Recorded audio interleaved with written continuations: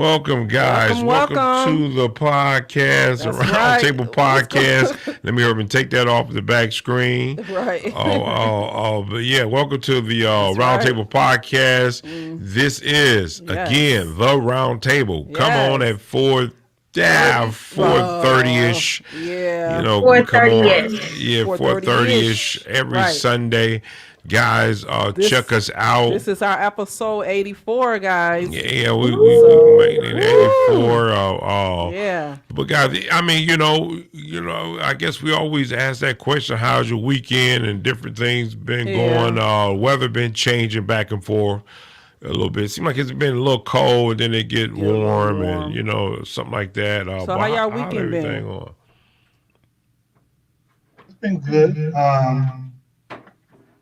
With the young people going back to school, second week in school, and trying to, get your child or children adapted to the new norm with either blended education, in person and online, or just online. So it's been active this week. Yeah, I could probably echo that. Same for my son, trying to get him situated and really just grappling with child care. Like Hmm. I'm definitely a proponent of like online right now, particularly in the city and the surrounding areas, because we Right. know how COVID has disproportionately affected our community. So I'm all for it. But the other thing is, not forgetting those children that, particularly the younger children that aren't used to sitting at a screen all day, or kids with other challenges that just sitting in front of a screen is not enough instructional. That modality of teaching is just not conducive to them learning. You know what I mean? So I do keep in mind that those people are out there, and so like with my own situation, just being able to provide support for my son who's home all day, every day. Hmm. So yeah. Yeah, All right. Well, that's what. Well, you guys are. We on the right topic today because we're gonna, just okay. kind of start getting into what we're gonna be talking about. So we are gonna be kind of discussing for a moment. We ain't got to stay on this, but we're gonna be talking about for several weeks. This was before the kids went back to school. President Trump had said that schools that didn't reopen their buildings this fall could risk losing funding. Now, the Senate Republicans have introduced a mechanism to make that a reality. Their bill, which kicks off a final round of negotiations over an additional coronavirus stimulus package, includes $70 billion for K through 12 public and private schools, but 2/3 of that money will only be accessible to schools if they offer some in-person instruction, something that schools in many parts of the country have decided is unsafe to do for now. So we can kind of talk about, what do you guys think about that? Do you think it's a money thing? I don't know, with the schools. Do you think is it safe really to do what we're doing? What do you guys think? Um, I think. I guess I want to, because I guess we're talking about two things. We're talking about, the government and the financial support, and then we got the safety piece. Right. I do think um, there can be an environment, if they follow the safe distancing, the sanitation protocols, and things of that nature, not having overcrowded classrooms, and do all the things that are recommended. Um, taking the temperatures when the young people come in. So I do believe you can open the schools and the young people can come in, and you can have a safe environment coming in. Um, it, it, but then when I read about the bill, I think when you read it, it said 2/3 of the funding will go to those who decide to open. So even though there's science that says, for young people to learn from from a distance, technologically, the president as well as the legislature, they're picking winners and losers with the children, as opposed to disseminating the funds equally and allow the states to disseminate, how they so choose. They're saying that if you open up, we're going to give you more money, albeit each state has different levels of where they are in terms of the virus. Like Florida is extremely, high, and Michigan is not as high. So all the states should get the equal funding. Then based on that state and how they see fit, should distribute those funds to the school districts and not the federal government saying that, well, if you open, we're going to give you more money. I don't think that's responsible governance. So I mean, I was trying to figure out, was it more of a pressure for a lot of these schools to, to say, well, should we need this funding? So I want to make sure these kids come back to school because we need this funding for the school. Or is it, do we care about our children? Do we care, not just only elementary, middle school, but even colleges are bringing a lot of kids are coming to school, and some of them are being quarantined even on campus. And it's like, oh, stay on campus. We'll just put you in a whole nother building because we need this money. Do we care about these kids? Do we really, really care? Or is it about the dollar? Is it about that precious? They call it the precious. What is it really about? Yeah, I think we have to consider that, government or even the states. Because the states get the money from the feds. So that count day, for example, is very important. And I'm really curious because we did ask the school, like, are you having count day? They said yes. So, and right now we're all online. So I'm not really up on how they're going to do that remotely. But I do think that there is money involved. There is some level of pressure there. But again, that's the thing when you do a broad stroke at a federal level, because a school that has poor ventilation, like I have family that are long-term teachers that have been teaching for like 30 years. And, like they said, before COVID, they couldn't get, good drinking water, the bathrooms clean. We've seen, the conditions of some of these schools. And so, to force them to say, we'll give you money if you open. And like, the RW3 said, if you have these things in place. Well, the reality is that, the schools out in Bloomfield and Grosse Pointe and, the more well-resourced schools will more than likely have those things in place to its fullest extent as far as being able to provide those things. But some of the poorer schools will not. However, they're still being forced to open. And so I do think that there's pressure there, and it's unfair pressure, and it should be district by district. Like you said, the dollars should be distributed, but district by district should be able to determine how best to use those dollars, because every district is in a different situation.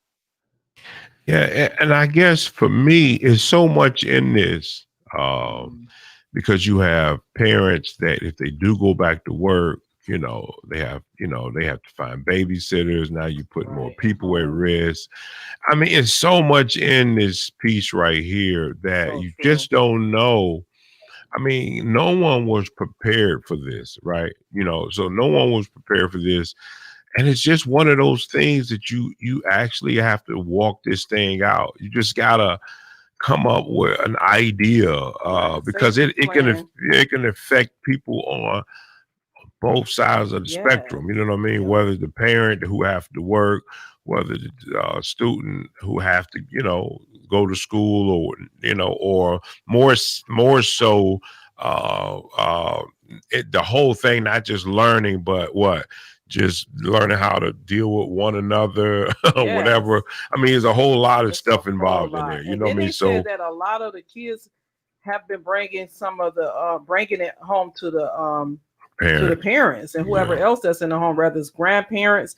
So I mean, that's not good. I mean, you know what I'm saying? So No, it's not good. yeah. But I'm gonna tell you, okay, so now for me, I don't think that if I had to sway on both sides or whatever however you would say, I would more so go with the fact that, you know, this is still too early for anyone to step a foot into school. I mean, this thing is still going on, and I was looking at, I think it was a news clip or something, and it was saying how they're finding out now that there's more systematic people out here, a whole lot of them, and they said there's a lot of kids just bringing it home to their parents, and their parents are getting obviously sick from all of this. So I don't know. I just think it's too early for all of this. I mean, even if the government, if they're going to use that money, put that money into the resources and make sure the kids have internet in their home. Yeah. Make sure that they have computers in their home. And even make sure they have where if a parent, what about that parent though that do have to work outside of the home? Well, and you have that kid that's, you know, that's underage that can't stay at home by themselves. So what happens then if they have nobody to keep that child? So and see, that's the other piece to this.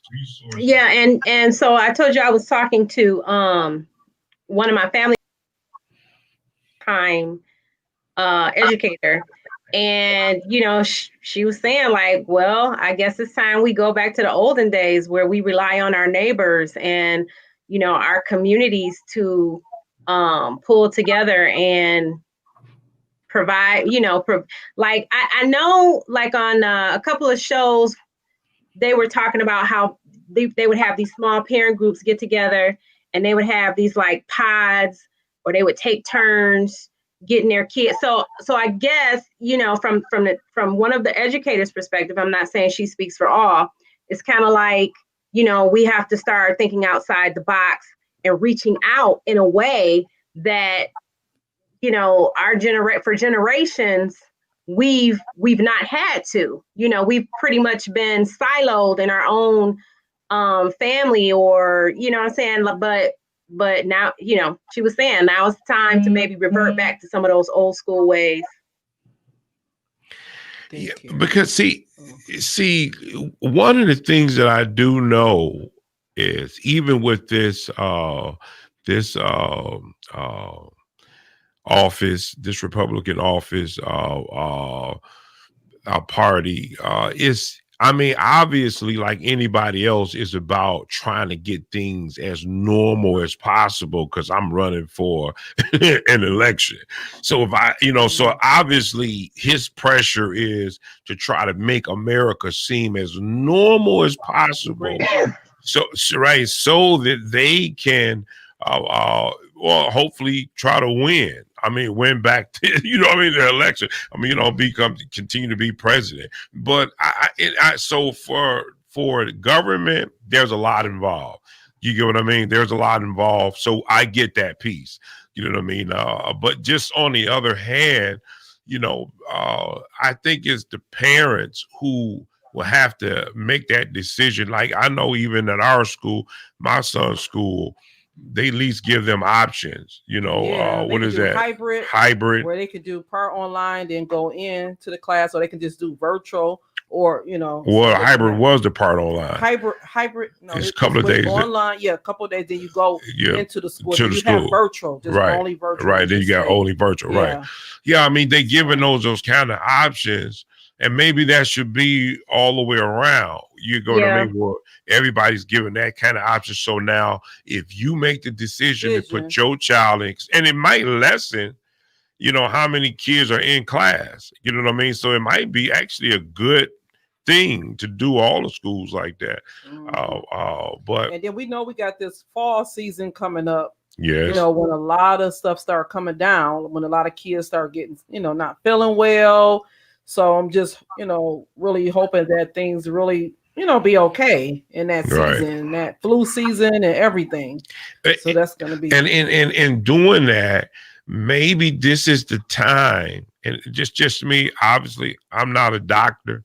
you know, let me put that out there. But maybe this is the time now to start building your child's immune system with proper food, nutrition, vitamins, minerals. yeah, you know, try to start giving them that, because McDonald's all the time. right, because if they're gonna go into the schools now, you know, by November, at least let that immune system be built up. So I would recommend talk to your doctor, whatever that means to you, but start giving them those nutritions, you know, and I don't care what you do, that's your business, what you do and what you feed them. But I'm saying in this time, just for the immune system to be built up, start giving those natural products or even their vitamins, and start so that they can start being built up, going back into that world, that war zone.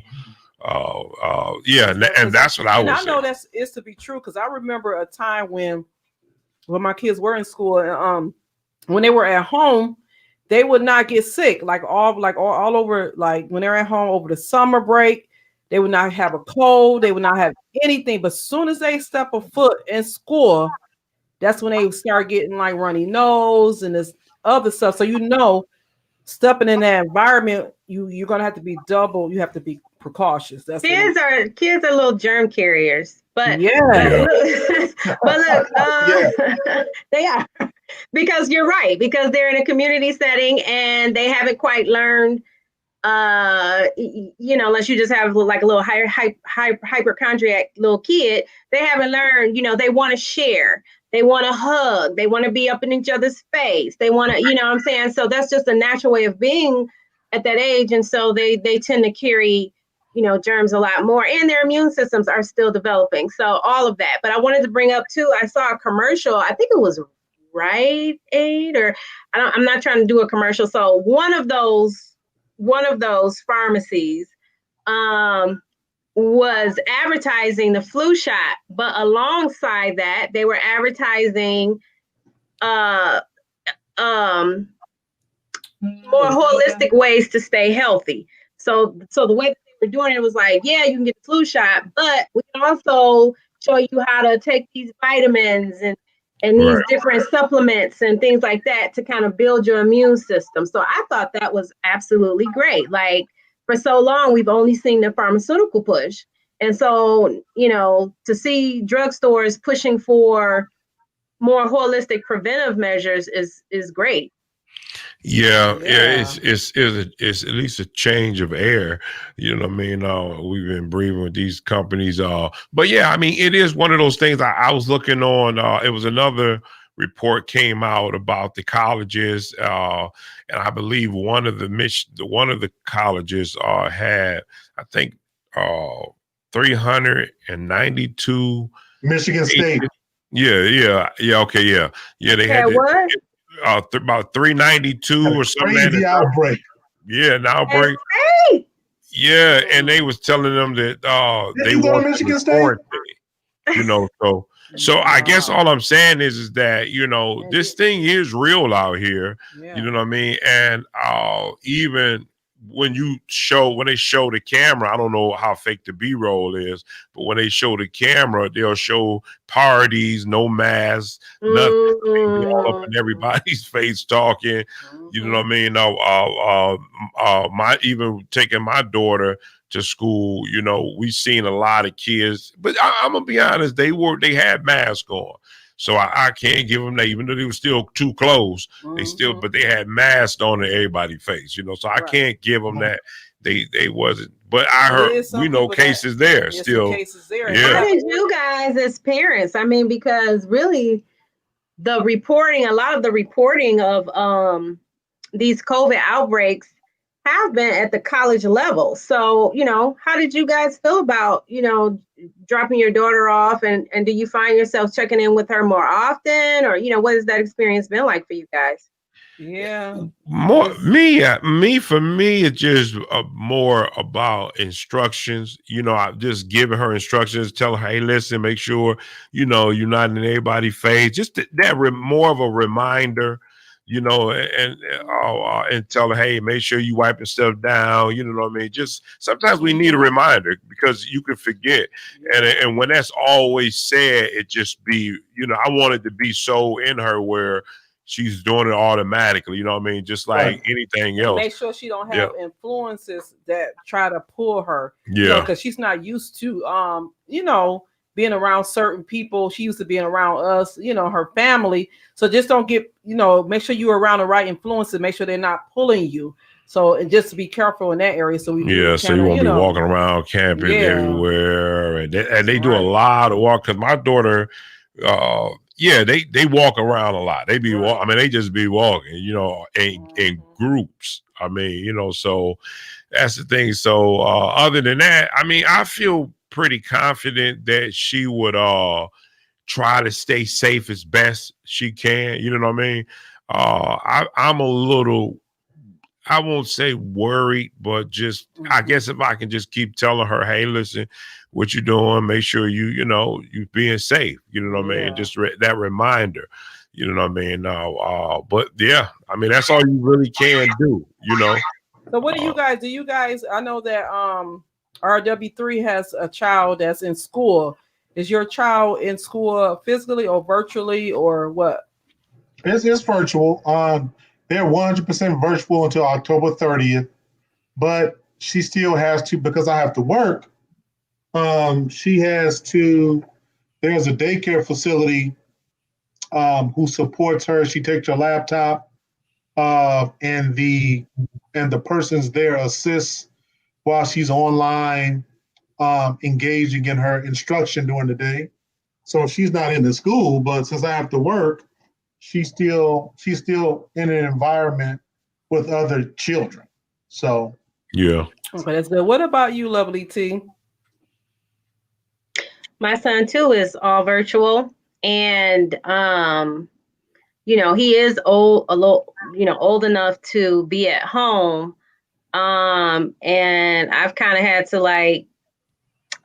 my girlfriend, she's working from home like every day. So her son and my son are pretty close friends. So we've kind of arranged that some days maybe he can, go over there. And then, I'm just continuing to try to put some other things in place. So that he doesn't have to be here, because I too work and I go on site almost every day. So it's like, not having him sit here, because one of the things too is that they have these blocks, and so they have what they call asynchronous and synchronous times. So synchronous time is where they're with their instructor, and then asynchronous is when they're not. So they'll have 50 minutes of instruction with the teacher, and then the remaining time is not with the instructor. So it's like, what are you doing? And in the times that I've been here to watch it play out, my son's on video games. So it's like, it's too much time in between. So we're trying to work it out. Hold on, he can't take a break. He on break. No, wait a minute. That's almost like another 30 minutes. He just right. I think it equates up to almost 3 hours that he's just chilling and not engaged. And I know it's still early, so I know as they move along, some of that time will get ate up with actual work. So I'm just trying to be patient, and school is this is new for us, so please be patient with us. But I will tell you, even with those concerns, I am at a greater level of ease knowing that he's home and not in school. Most definitely. That's right. Good. That's it's like, again, it's, this is new to everyone. You got to figure it out. You know what I mean? Just try to now. Here's another thing. It would be nice that somebody, whoever that may be, will give money to you guys, extra money because of that. You know what I mean? As far as, to help with Right. some type of daycare. You get what I mean? Something And those people who are actually virtual daycare. doing it That's right. a good point, You know what I John. mean? That's a good point. I agree. Yeah. Yeah. Because I mean, it'll help those Okay, so we funds. got Eugene said those funds could go towards support the parents who need help with daycare. Right. Yes, That's what I most just said. That's right. definitely, That's yeah. right. You can And go. so, what if they even had a virtual daycare? I Now, was that just saying that, Lady B. Like, would be good. Well, I mean, yes. No, the you can only have them checking in. They checking in. They got the cameras. They can see what's going on. well, And I all guess of the that. thing is for that, Virtual if daycare. I was What a kid, Yeah, if virtual daycare. but if I was a kid and I wanted to do dirty, I could get around that. That ain't, that Well, you're won't not be, gonna What if they were that 4 years won't be a old? How can that be virtual? Virtual Yeah, daycare now live because there'll be a live. camera And you got a within your camera and home. they're you Yeah, know, that it'll be just like this yeah. situation here. And they're It'll by be, themselves at 4 or 5 years old? no, and Oh, see that's no, what not at no, that it's got to be a age. certain age. No, not at that A age. well, certain like for age. my son, I think that would be perfect. You know what I mean? Yeah. Because one of the things my son said was, Mom, I miss being at school because I miss being able to socialize. Yeah. And so like you say, like a 4-H, well, maybe not 4-H, but like a Boys and Girls Club or a YMCA, Yeah. if they had something virtual for the kids to log in and be able to socialize, I think that would be great. And I'm sure they're probably going to be coming out with it, but that Now, would be I'm great. about to say, do you think they have that already? They don't have that right now, where all of them are on that Zoom and But they're everybody's. not socializing. They more just listening to the Oh, teacher. okay, And no comment. But it- that'll be you know, terrible. Ooh, that'll be so noisy. right. Oh, they have to Oh, have all of them talking at one time through a no, they speaker. have to raise their hand if they want to speak. No, I'm saying for the social part. That's what I'm saying. They Oh, can okay. raise their hand and let I don't know. But that'll be kind of Oh, quiet because yeah, what that if you would want to be. talk to somebody and you like Yeah. raise your hand, everybody hear y'all conversation. So that'll be a little weird. You got to try to figure that one out for that Right. loud noise at one time. I mean, but that's what it is. That's what it's all about, guys. We wanted to talk about those issues, and maybe there are some concerns about the dollars more so about making sure that the schools are ready for the children. Like RW3 say, you know what I mean? Is it, making sure that school is ready, for Yeah. whatever it is. So I was going to ask RW3, like, how would they do a count day if you're, if you're 100% virtual? Well, it would appear that they have allotted for that to count. So I think, if I'm not mistaken, each school has to have a minimum of 1,095 instructional hours. So my guesstimation is, and then for each day to count, 75% of the students are supposed to be in attendance for a particular day to count. So my thought is the virtual, they're counting those towards the 1,095 instructional hours, and as long as they're at 75% students logging in, it'll count. My thought is though, but sometimes we would have people come in from the county looking at our attendance and everything. I'm trying to figure out electronically how do the county audit if kids are checking in to count towards the attendance for those instructional hours. So I'm not sure how they're going to do that. So Yeah, I guess they'll figure it out. Yeah, they'll figure out because they want to get that money. What did Eugene They say? don't play around. Can you see that? he said green space or pods, like Lovely T talked about, may be a great solution. Also, he said this will be a great time to reopen a lot of the rec centers and schools so we can do proper social distancing for our schools. Now I'm gonna add this. I saw this on TV today. There are some, and this is the thing. This is my pet peeve about some churches.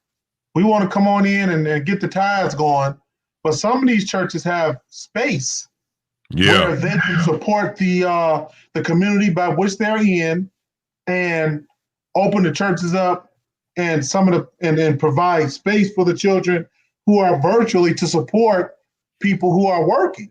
Now that is a good idea. This is a good time idea. for the faith, and this is the thing. I remember I was talking to somebody, and they made a profound statement to me.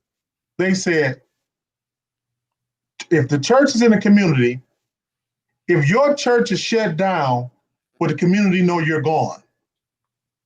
Meaning that if you're in a community, that community should know you're there as a part of that community.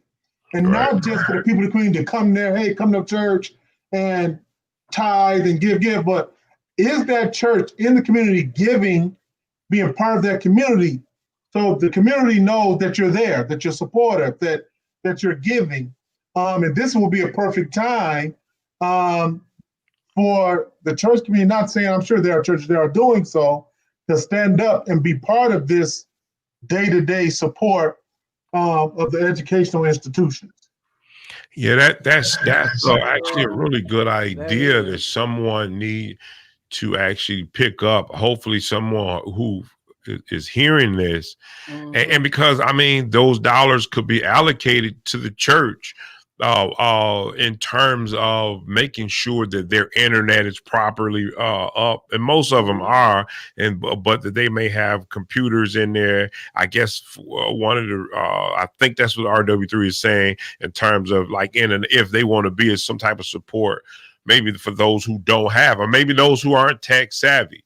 You know what I mean? And then maybe those dollars can also be to give them food, you know, because they're sitting in the class or whatever. However, I mean, I get it. You know what I mean? It's there's so many things that need to be done, or they could be done, and that's great. I wanted to do.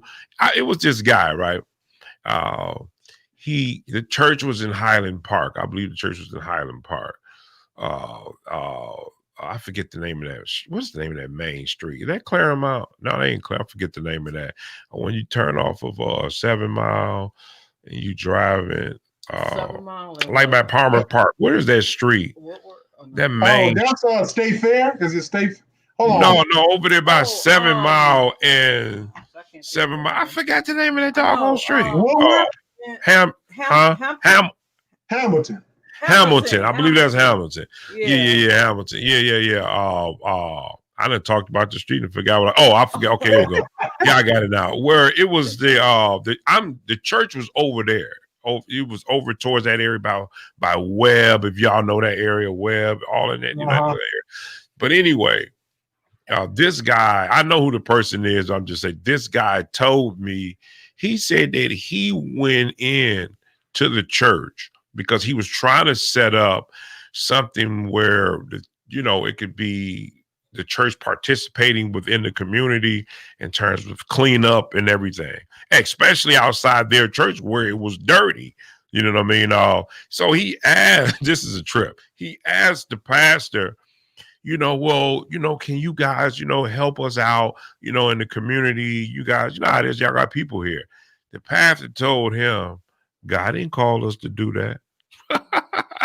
That joker said God didn't tell him to do that. And that's why what? I mean, yeah, I thought that was just crazy. I guess I'm adding to, only reason I put that in there because you said something about, would the church be missed? Probably not. Half of these churches, they might be glad that they left their community. And that's sad. I'm not against churches, not at all. But I do believe that we know who is who in the community and what they do in that community. So it is nothing new, and people can't act brand new. We got a comment from Brenda. What's that comment? She said some churches in my area did that. However, even with proper social distancing and masks, COVID-19 was contracted by several people, and they had to shut down. It only takes one positive to shut down. Yeah, and in the back of my mind when we were talking about that was rambling through where I was like, well, yeah, still, when I was even saying it for myself, well, there's still risk because you still putting people at risk. You get what I mean? But I don't get, why are we shutting down after a positive test? I think that's an extreme reaction. Where I work, we had maybe a couple of positive tests. I mean, we didn't shut down. I mean, that person, we did the proper protocol in terms of that person and testing and quarantining, and we kept doing business. Why are we shutting down when you have a positive test? Right. I don't get it. Well, I guess that from that aspect of it, I believe that they may say, well, how many people, because they have to do that tracing, contact tracing, how Right. many people did they get invited? Now that can kill everybody. You get what I mean? So maybe they shut it down so that they could just, you know what I mean? Call it a safe measure so nobody would get, but what they should do is just track everybody to that person. I would, at that point, I guess I would test everybody on that floor or just in that building. You know what I mean? And Right. before, like you said, shut it down, test everybody. Yeah, You know what I mean? Even though, and then maybe you have to keep tests. I remember I was seeing before we go into the next one, I was seeing I think they call the Ellis family. I'm giving them kudos. They come on YouTube. I might as well say the Ellis family. But anyway, I follow them guys, and he's an actor, you know, and he's in the movie. What is that movie? That TV Sisters that Tyler Perry brought out.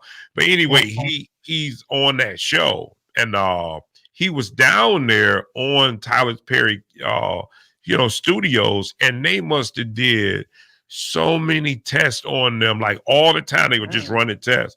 I said that to say this: maybe if they do stay open, it'd probably just be expensive as well, because you got to constantly test now. You get what I mean?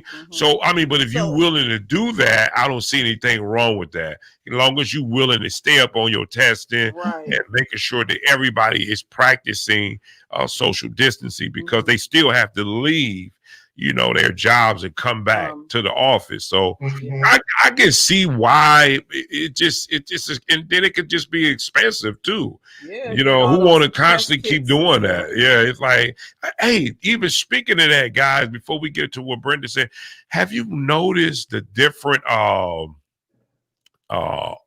businesses that's been closed? Just places we've seen personally, that we've known.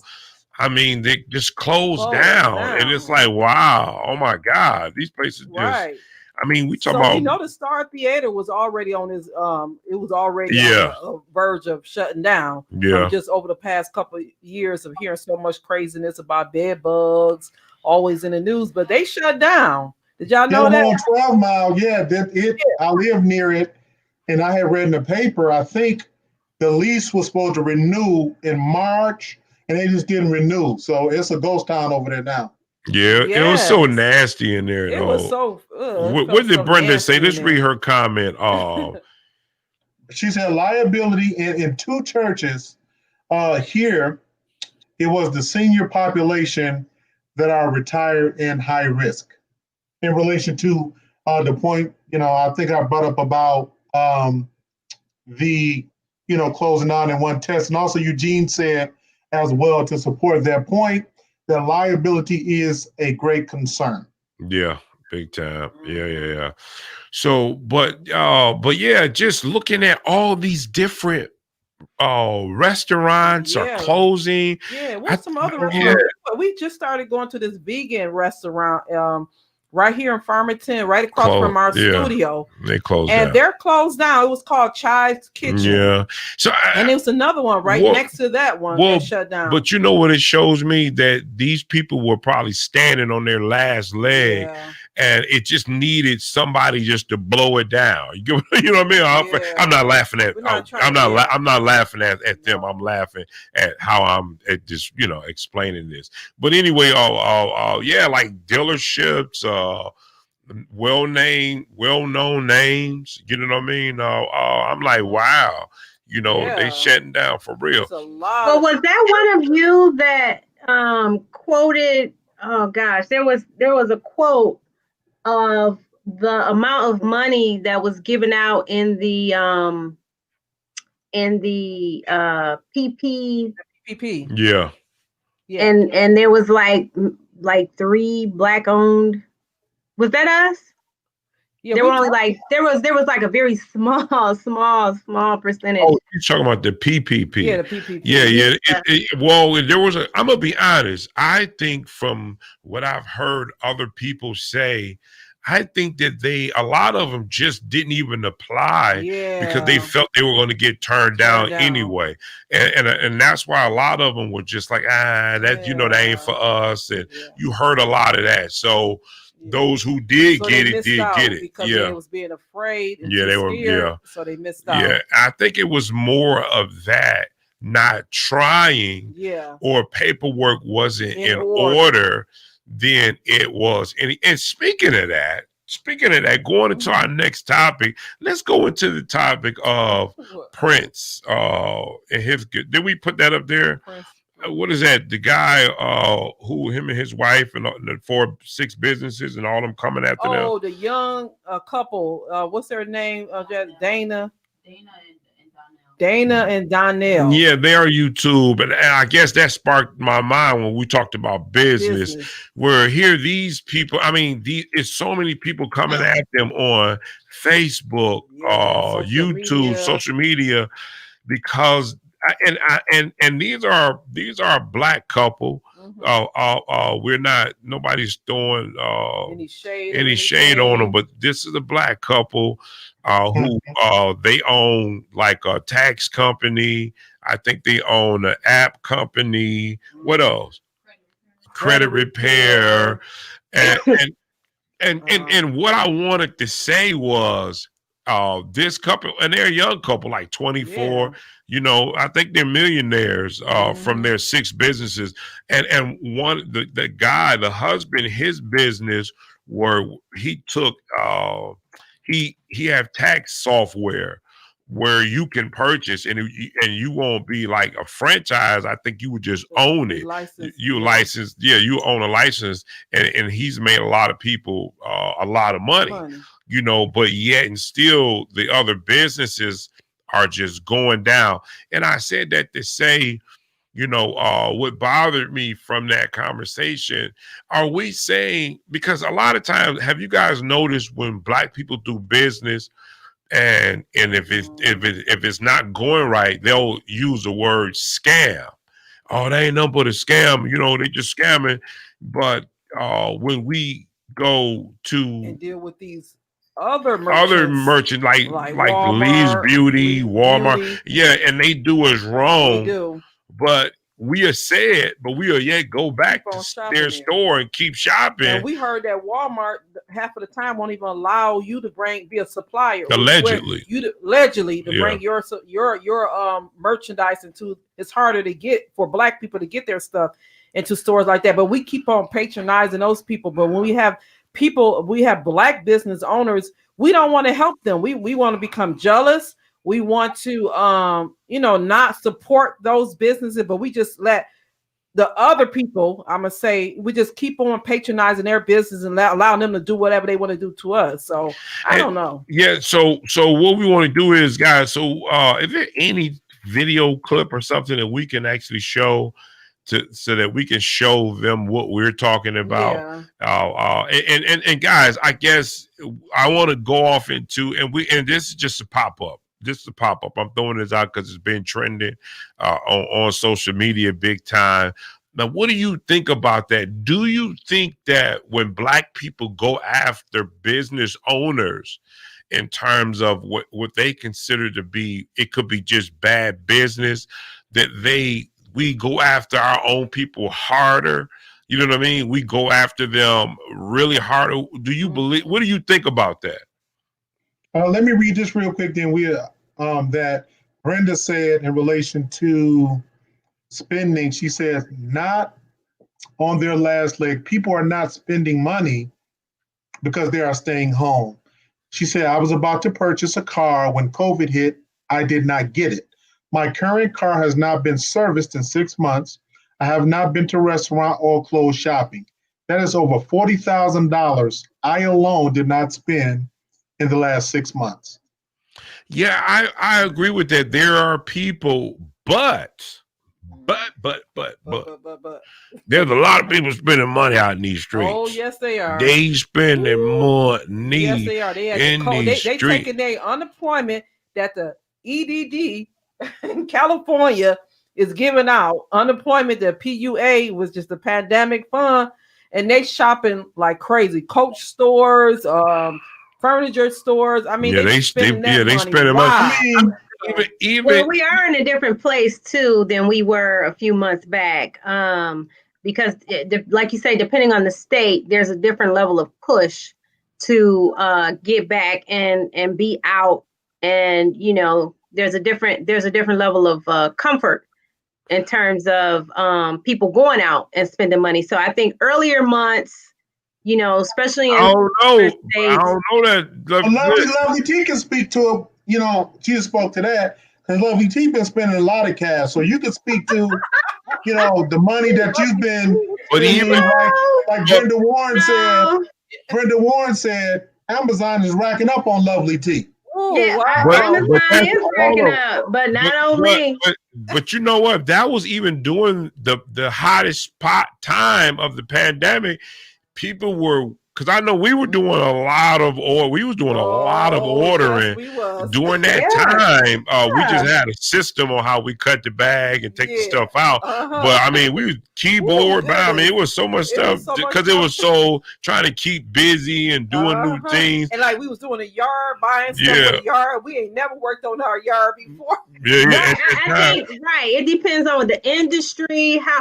And again, Tone, like she was saying, no, it's not that they was on their last leg, but I do believe that if you were a business that was struggling, you know what I'm saying, already before COVID hit, you know, you might have been able to weather the storm and hang on, but because COVID hit, it just kind of took you out. You were already struggling beforehand. See, I was gonna go on this other little topic, but I wanted to talk about. See, here's the thing, right? It's people buying stuff like right now. They buying stuff like crazy, and my mind is like, you can't go nowhere with it. I mean, that's what the sales that are going up are like Home Depot, like folks doing home improvements. Those sales are shooting out the roof. People want to buy a bike. I still can't, get my hands on a reasonably priced bike. The only bikes that are out there are the ones for thousands of dollars.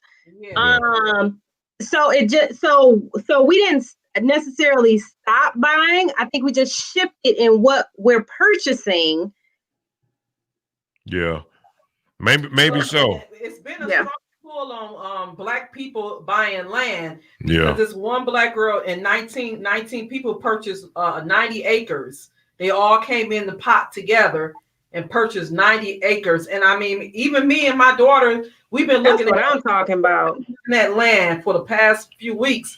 And there's a lot of land out here. And I mean, I'm looking for some serious people that want to go in on the pot. I mean, I'm telling you. Yeah, it's better than that stupid scheme that's going around. And I don't want to get off on a tangent, but I know you guys have heard, like, you like put your money in and then it's like a lottery, and then I've been hearing about it. And I'm like, come on, y'all. But now I've been knowing people who personally have gotten money though too. So I'm gonna be honest. No, I'm saying I know a couple of them who've gotten money from Atlanta all the way here.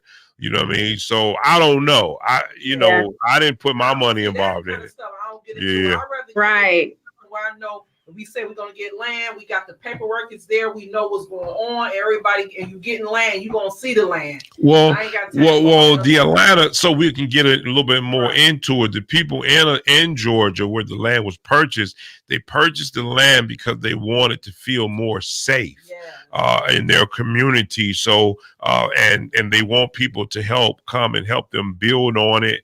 The land, for the 19 families. I guess people can just come out and start living there on that land. I don't really know the logistics of it, but I do know that was the purpose. And see, here's the thing. Now look what's going on. It's so many topics. Maybe we'll hold that Prince topic down later. But so my thing is to this is that there's so much going on where I definitely want to still look into this policing. And I was talking to my wife yesterday about that situation where now look what's going on in Clayton County in Georgia, where the police officers, the sheriffs pulled over the Lyft driver, and the Lyft driver he had a tail light out, but he had a passenger in the vehicle with him. And a young lady was there. I think even a child was in there in the car, and they asked him, the guy that wasn't driving, for his driver's license. And obviously he said, no, I didn't have it. And he said, and I don't legally have to show you because I'm not driving. So it escalated. They pulled him out of the car. That's what's going on right now as we're speaking. They pulled him out of the car, and from the camera shot, from what we've seen on the camera shot, let's play the video. Here's the video right here. Yeah.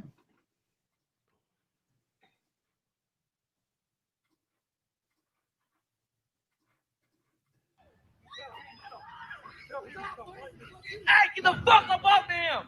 Get the fuck up off him! And we'll be cussing. Man. Just keep playing. Hey, you cocksucking pig! Get the fuck up off him!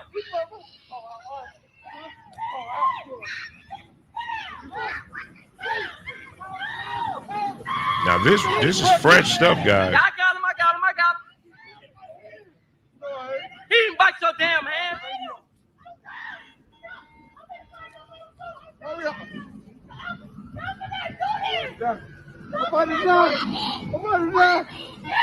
Let's cut it because I don't want to, take it too deep in there. But guys, if you want to see it, just check it out on social media. You know how So, to. Tom, what was that about again? Oh my God. Huh? That's recent? Yeah, that's recent. That's real recent. Yeah. And this is what I'm saying. Now, we were just saying, like, that's why it irks me every time I hear these, privileged folks on TV talking about, they're rioting, they're animals, they're rioting. Okay, if you want to know, how to stop the rioting, stop this shit on the IC stuff right here, and you won't have the rioting. Right. Now, but see, now here's my thing, right? My thing is that, see, this is to me how this thing play out. And the cop said he bit me. Now here's the thing. We're not beating up on police officers. This is not what this is about. We're not, because there are good police officers as there are bad police officers, just like people, in general. But so we're not beating up on police officers. But what we're saying, okay, my thing is this, right? I want to stay with the process of why what it is that we need to do. We're going to have an episode that we want to talk about where we can have a professional here, but I just want to talk about it and do it some worthy, not just complaining, but to actual just look at this and talk about why we need police officers need help. They need help in terms of how to break down these issues between Black men and police officers, because there's actually a problem here. Because see, here, this is how this thing escalates. If you really, from what and I'll let you guys talk, but this is how I believe this thing escalates. It escalates because, for one, when a young Black man sees an officer, he's already believed that this is my foe. This is my enemy. They don't even recognize them as someone of peace and that's coming to be their savior. So there's a disconnection there. There's a mental, a psychological disconnection between police officers and Black young men, or and I'm not going to say all Black men, probably even all Black men, of some type of discomfort. But I guess what I'm saying is that connection is what's needed so that it won't escalate. You know, so when I'm already have in my mind that you mean me harm, I'm not going to give in to you as a black man because I already feel in my heart some way about you. And guess what? I'm going to remember all those things that was happening in the news. Now, if you look at the video, the young man tells the lady, well, he yells out, "I can't breathe." And my thing is that they trying to calm him down, as you can see in the video. Now here's a situation. And my daughter brought this to me yesterday, and it made so much sense. She said that, you know, if you in a what did you say? I wish you was mic'd up, but more of a in a situation where you feel like your life is in jeopardy, you're going to automatically react to that. So you're not going to be calm. You're What going is he saying to the lady in the camera? What is he saying? He pointing. Is he telling the? Well, no, he's talking to a young man. I don't want to play the audio. He's talking to the young man, and he's cussing back, and he's saying that he bit his hand. And my man said, he didn't bite you. I seen he didn't bite you. So what am I saying? Because I don't want to just look at this as just a video, but I want to show this. I'm trying to say that it's bigger than this. The reason why this is going to continue happen is because young men or black men feels like these police officers are their enemies. Right. They're their enemy. So what am I saying?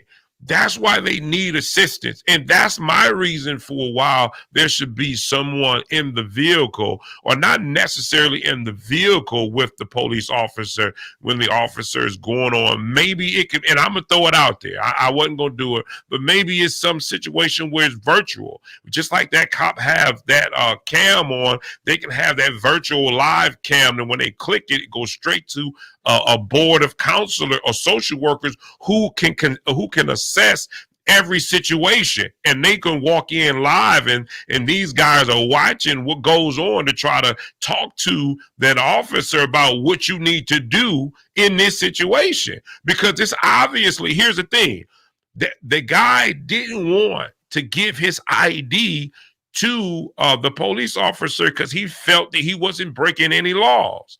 But the officer won't see that. On his end, he's seeing that you're disrespecting who I am in this suit. You get what I mean? And you already who you are. So now it's going to escalate. And who you think going to get hurt in the end? We need police officers. They need assistance.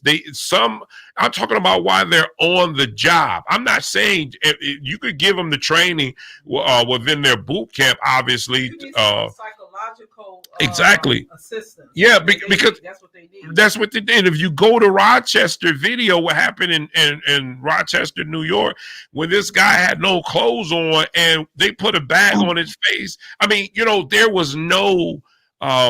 These guys need someone who can deal with the mental and not just the physical on their jobs, because a lot of them they're ignorant to what's going on. They don't know what issue that this black man could be facing, and a lot of times, part of the time they're facing that issue be you. You know, remember they had some type of training called VR. Remember, they was going to have that for teachers going into the classroom with students. That's right. They had that with police is dealing with black men, right? Where it was set up in a VR situation, and how would they handle that? How would they? Now that's a good idea. That would be really good. We throwing out money for somebody. Throwing out so much money right now. That's a lot of money on the floor. We just gave you $1 million, right? The state already is putting some legislation in place. I don't know if it passed. I don't know, RW3, if you have any details about it. But anyway, it because it was sponsored obviously by legislatures and not police. I'm not sure of the buy-in from the police departments. But anyway, it does speak to some of the things that you're talking about in terms of how they use force. And when they can use extreme force, and certain trainings that will be mandated for every single department to have, and that includes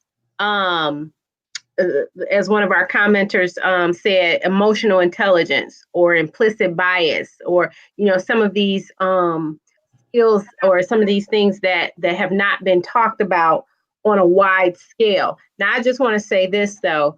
I know that we're all like training, and training is important, but let's remember, like, it's the first step, and I'm all about taking it one step at a time.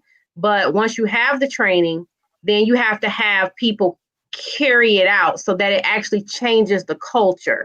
I mean, think about how many times, you've gone through a diversity training, but yet and still you have implicit bias running all throughout where you work. So it's not just about getting trained, but it's also how do you actually begin to change the culture. Training is good and it's needed, but just know it's only a step in a long line of steps that need to happen. Well, here's the thing. To me, I think that I don't even see it as in training in terms of the training is cool, but I'm not talking about training. I'm talking about live counselors or social work, whoever they may be. When that cop goes into this community, that he, just like he pushed that cam on when he's about to address the situation, he pushed that camera on that goes straight to an office with nothing but different social workers that sit at their desk waiting on those calls to help them from situations like Rochester, where this man is naked. You know what I mean? Now we know that there's something going on, and it's just not him being a violent person. You know what I mean? There's some mental situation going on. I'm talking about for situations like this where this man end up dying. And again, we're not beating up on police officers, but they need some instruction. Now, you do have your bad ones out there. You have to deal with them some other type of way. But I am saying that this could be a help. Now, why did I say virtual? Because here's the thing. If I ride in a cop and if I ride with a police officer so much, we can develop a relationship. So now that business is not healthy anymore. Because I didn't hear what you said, Tom. You faded out. The last thing we heard was if you ride with an officer.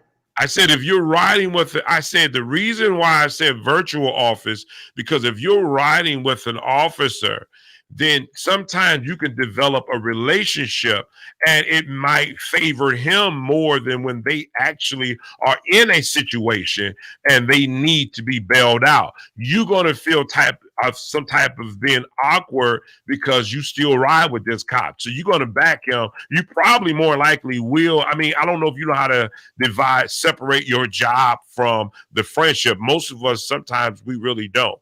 I believe I can, but I don't believe that we can do that. But my thing is so if it's a virtual situation, they just push the live cam. When they going into the situation, the social worker or counselor is seeing the same thing that the officer is seeing. And to some degree, he can talk to this individual. Yeah, we talking high tech, but not so much. You know what I mean? Right. Yeah, he's talking where he can address this situation so the officer would be protected in this situation. And you can see what's about to take place. You know what I mean? But you know what, Tom? Like, I like the direction of the concept. And what did, real quick, before I jump in, Brenda said they need training in emotional intelligence. Police are not given enough training on how to handle their emotions. You have Eugene said one of the greater problems is Black man and a Black person has been stigmatized since slavery and continued throughout the birth of a nation. How media covers us since the days of servitude and civil rights movement up until today. And I'll say this, Tone. It's for example, I was in a car with an officer, and I do agree. And I've seen this in both of my career arcs. For example, we were in the car and somebody had hit a light and ran it, right? Flashing. So the chase is happening. So I'm sitting there and the person began to go in the neighborhoods, which you can't chase in the neighborhoods. So I looked to the left. I said, "Now you know you can't. It's not that serious. Somebody running the light to chase somebody in a residential area." You know, and he said, "Yeah, good point," and stopped the chase. Right. So, but as I realized, and spending some time with officers, sometimes people almost personalize it, as opposed to this person is running from me or they have an issue with me personally. People have an issue with the institution, like you said earlier, Tom, of the police itself. And they got to start personalizing now. Like when I was a principal, when parents used to get kind of upset, they didn't know me personally. So they're really upset of what I represented in relation to their child as opposed to me personally. So I was able to not take it personal and saying, this is my child. I need to protect my child. And I have an issue with the institution of education and how my child is being educated. And I began how not to personalize these things. Like you said, with officers, you got to stop taking it personal. It's not personal. Well, see, here, are you saying it so I can understand what you're saying? Are you saying not personal in terms of the social worker or counselor that rides with the police officer? Or are you saying how they take the job personal? Yeah, they take it personal. What do you? They dealing with the people in the public. Oh, yeah. Right.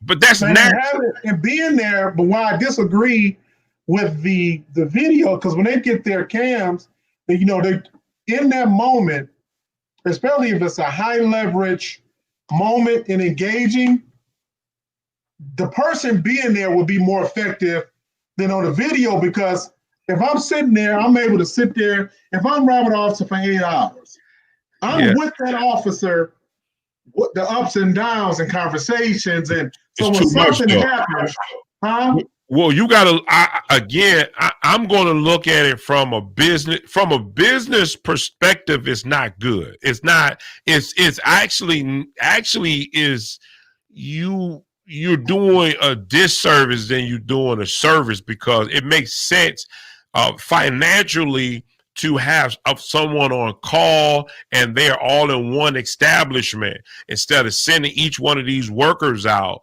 to go ride in the car. What if, you get what I mean? It's something. What if they don't show up? Or, it's a lot. I look at the factors there before I look at anything else. To me, I don't see it financially a good idea to have counselors ride. Now think about it. What if every counselor rode in the car with a police officer? But of course, that's a lot of money. But I agree with you, Tom.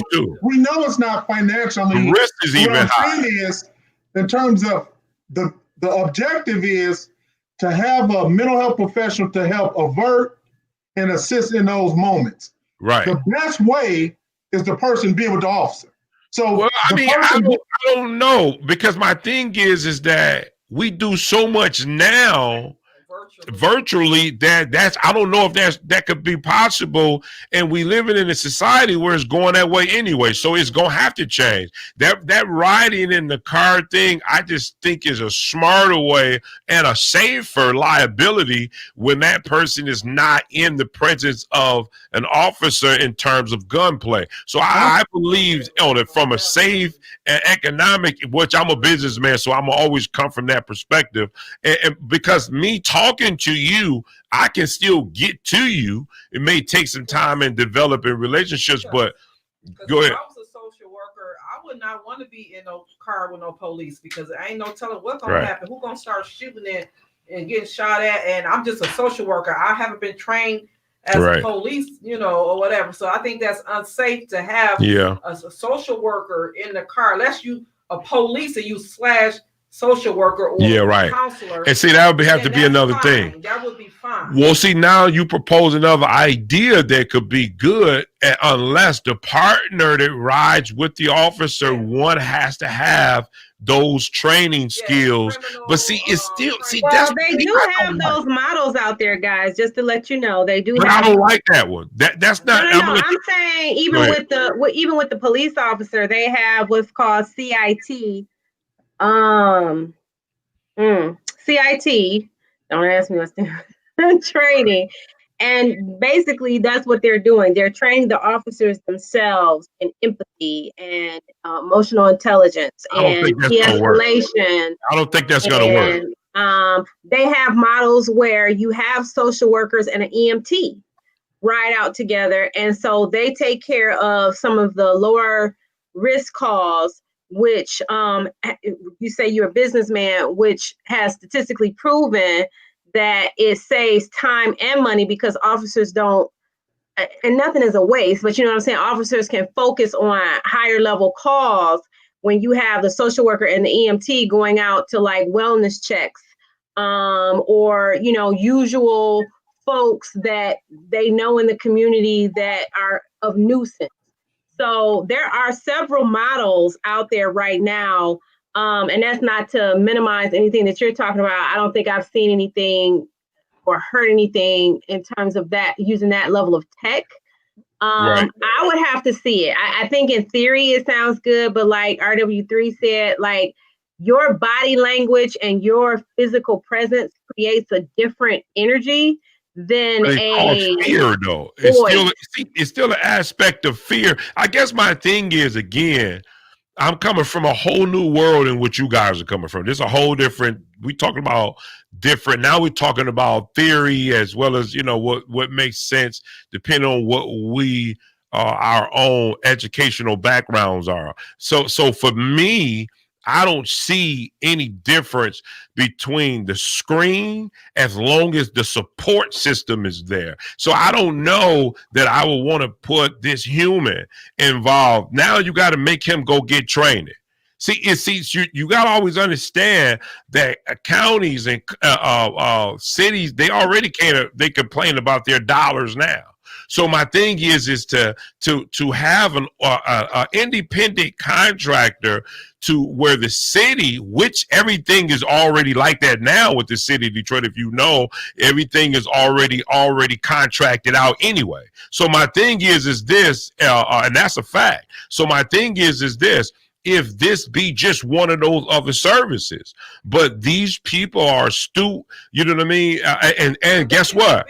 But yeah, exactly. But here's another thing. And now you have different races there as well. Well, you know, you might have a Latino, you might have an African American, you might have a white. I mean, you might have different workers that can go in with the police officer via them having the cam on, where all you doing is pushing the button, and now a live connect is coming back.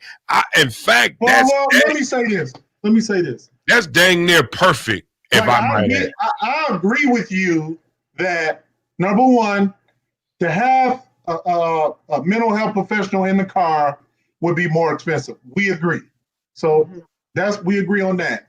What I'm saying is, it's a fact that, and then secondly, I also agree, of course it's more dangerous for the mental health professional to be in the car when the officer is on runs. So we do agree with that as well. And if the person wanted to do it, you know, they would clearly have to, you know, releases and liability.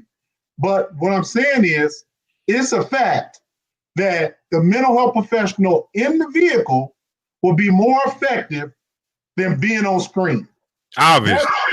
That's obvious. That's an obvious statement, because it's not. I don't even have to go to. But what I'm saying, I don't even have to go to school to realize that. That's common sense, because they see the person, they can reach out, and it's more personalized. Yeah, that's just. Yeah, this is a great opportunity. Smart business, right, to make money. Say, yeah, let me capitalize on that. That's all right. That's all we're saying. It's common sense that you will want in a real world. You will want that in a real world, yeah. But that person, the insurance is going to be. Always understand this. People don't care about your expertise in a lot of areas. They do, but at the end of the day, it's always going to come down to the dollars. And that's right. And the thing about that, they were literally kick you out that know more and put in somebody who's willing to do the job, who don't know as much but know enough if they can keep their dollars. So what I'm thinking is, what I'm saying is that, this is the thing though. I don't disagree with that either. What I'm saying is, right. if people are saying the goal is for less people to get killed by the police officers, I just communicated the most effective way. So if they want to talk about the money, that means more people gonna get killed. That's what I'm saying. Well, no, I disagree with that. The numbers you aren't. You just said it's more effective if, if they're not in the car. Not the prove it, likelihood of them being on the You don't have any interview. data to prove that, though. That's not provable. You can't. That's not something that you can prove right now because we just now talked about it. You will have to get the numbers back to see in a year. Well, yeah, okay, the police has come down because they rolled with the car versus they had cams in it. But I get that. But so what I'm saying is this. All I'm telling you is, you will come from a worker perspective. You know what I'm saying is, but you will come from a worker perspective. I get what you're saying, but that's not how it works in a society that deals with numbers. And can they fund this? It's always going to come down to the money and what's more affordable in any government. That's how it works. But so what you got to do is you got to make sure this is an effective. This is something that could work to lessen the crime. We're not saying that crime is going to become perfect, but here is something that is affordable. Now, and guess what? You take less risk because now the government is only funding the company. The company have to have whatever the police have in terms of they need to talk offline, but at the same time that this company is already set up. Watch what I tell you that it's going to go this way. Watch what I tell you. It's going to go this way because they're looking now for anything digital. Yeah, you listen, right? Humans, you played out now. They don't care about your degree. You played out now. They're moving to a new world where things is that I don't have to. Why do you think they're experimenting now? Now check this out. They're already doing it. The doctors do it. You can do a Zoom call with them. Right, or you can go in there physical. They're already doing it. They're doing it on low scales. That's going to be your future. It's going to happen. And then Brenda Warren makes a good point. She says, until the way Black men are viewed by police, it will not matter. Our men are seen as a threat, and their humanity is often overlooked. We have cameras, and they are still using deadly force with, in most cases, impunity. Well, and I totally agree. And one of the things, whether it's virtual or in person, we're kind of missing it though. I think we're missing it though. We're missing what I'm saying. You're thinking. See, here's the thing. You downplayed it because in your mental you're thinking about person versus camera, not dialogue. See, we missing the point. It's not about the person or the camera. I'm not saying technology versus a person. I'm saying the dialogue. Let's not miss the focus. There is a conversation that is happening that can possibly prevent something from escalating. Let's be. Who's the dialogue to Tone? We're talking about digital versus human. Who is the dialogue with? That's my question to you. Who is the person on the camera talking to? I'm asking you. Who do you? Police and who you mean? Okay, no, this is how it goes. No, let me tell you. From my understanding and my idea, this is how the setup will go. And I'm giving somebody $1 million idea who I know. Comment if you believe this is a good idea. Okay, so here it go. Because I mean, yeah, business minded versus not. Okay, so here it go. So you have the cam on, okay, just like they do now. But the cam also have an earpiece within it, where now they have the ear in, where now here it goes. When there is a conversation that needs to happen, he has the conversation. But when it escalates and it becomes of a physical, he can't listen to him because he's going to actually be now a distraction. So what happens is every scene has to get assessed. Even in the middle of the gunplay, It has to be assessed because the social worker now can still see the situation. In other words, the social worker is just like right beside him now. It's almost like RoboCop, like they're doing now. They're doing this regardless of how we feel. That's what technology going to. So I already know this is, I'm just talking just to talk, but I know what's going to happen. But anyway, so the cam now is working just like the person. But instead of that person being beside me, he's somewhere in the office on his computer helping to assess. Now check this out. If I'm moving my gun, it's no more when you play a video game where you see the guy with the gun and they say, turn to the next room. He turned. He said, turn to the other room. He turned. It's no different than being directed in a situation, because now here's the thing, the cops become the mouthpiece to some degree for the social worker, just aiding him on what he should do. Don't throw that fist and bust him in the nose. Because now always understand, if you're hyperventilating, if he's laying on top of you, common sense. Yeah, RoboCop. If he's laying on top of his face, I can now listen. I'm seeing what's going on too. I'm a witness. I'm there to tell you, hey, buddy, just ease off just a little bit. If he can't breathe, then he'll come into a panic. These are the conversations that are going on. He's not there to counsel. He can't counsel everything, but he can let somebody walk home and live. That's what this is all about.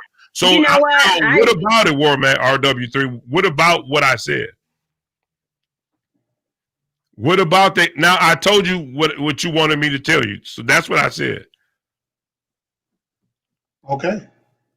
Well, again, the thing that I was on after I read Brenda's comment, I think it is valid, and I think that shouldn't be minimized, because even though you may have that person to chime in, your willingness to listen to that person still is going to stem from how you value the person that you're engaged with. If you have little to no value or continuously think that person is a threat, it doesn't matter who is in your ear. It doesn't matter what camera or how many cameras you have going on. You're going to act in a way that you feel you are protecting yourself. It's either him, her, or me. But that's the other thing I want to point out too, is that it's not just black. It is majority black men, but let's not forget about our black sisters that are also falling to the hands of judge, jury, and sentencing in the hands of police. Tell me what's wrong with it. That's what I need you to tell me. Here's the thing. Tell me what's wrong. I hear what you're saying. Mm-hmm. I hear what you're saying, but I guarantee you, we were to do a proposal and you do one, I'll win. How much you bet on that? If you that's not my position. My position is that you can chew gum and walk at the same time. If I did a proposal, I'm just playing around, but if I did a proposal and you did one for live people, I bet you I'll beat you 40 going north, because it makes sense. And that's all. You still have costs. You still got to have social workers. It's local. You still have to pay social workers to be on call. No, you don't. No, you don't. You don't do that. All you do is they put in a bid, just like they doing now. Listen, maybe y'all not woke on what's going on in the city. I don't know if you are or not, but the city is already contracted out. Listen to what I'm telling you. All they need to do now is put a bid in. These organizations, just like they did with the PPP, they allocated all these millions of dollars to these companies or these nonprofits who can allocate the dollars out to people like my business or anything else. It'll be the same thing, where it'll be a company who is certified to make this happen. They'll put out a bid for whatever the 4 years or however they want to go, whether it's 5 million, the city can put that money together, or 6 million, whatever that it is.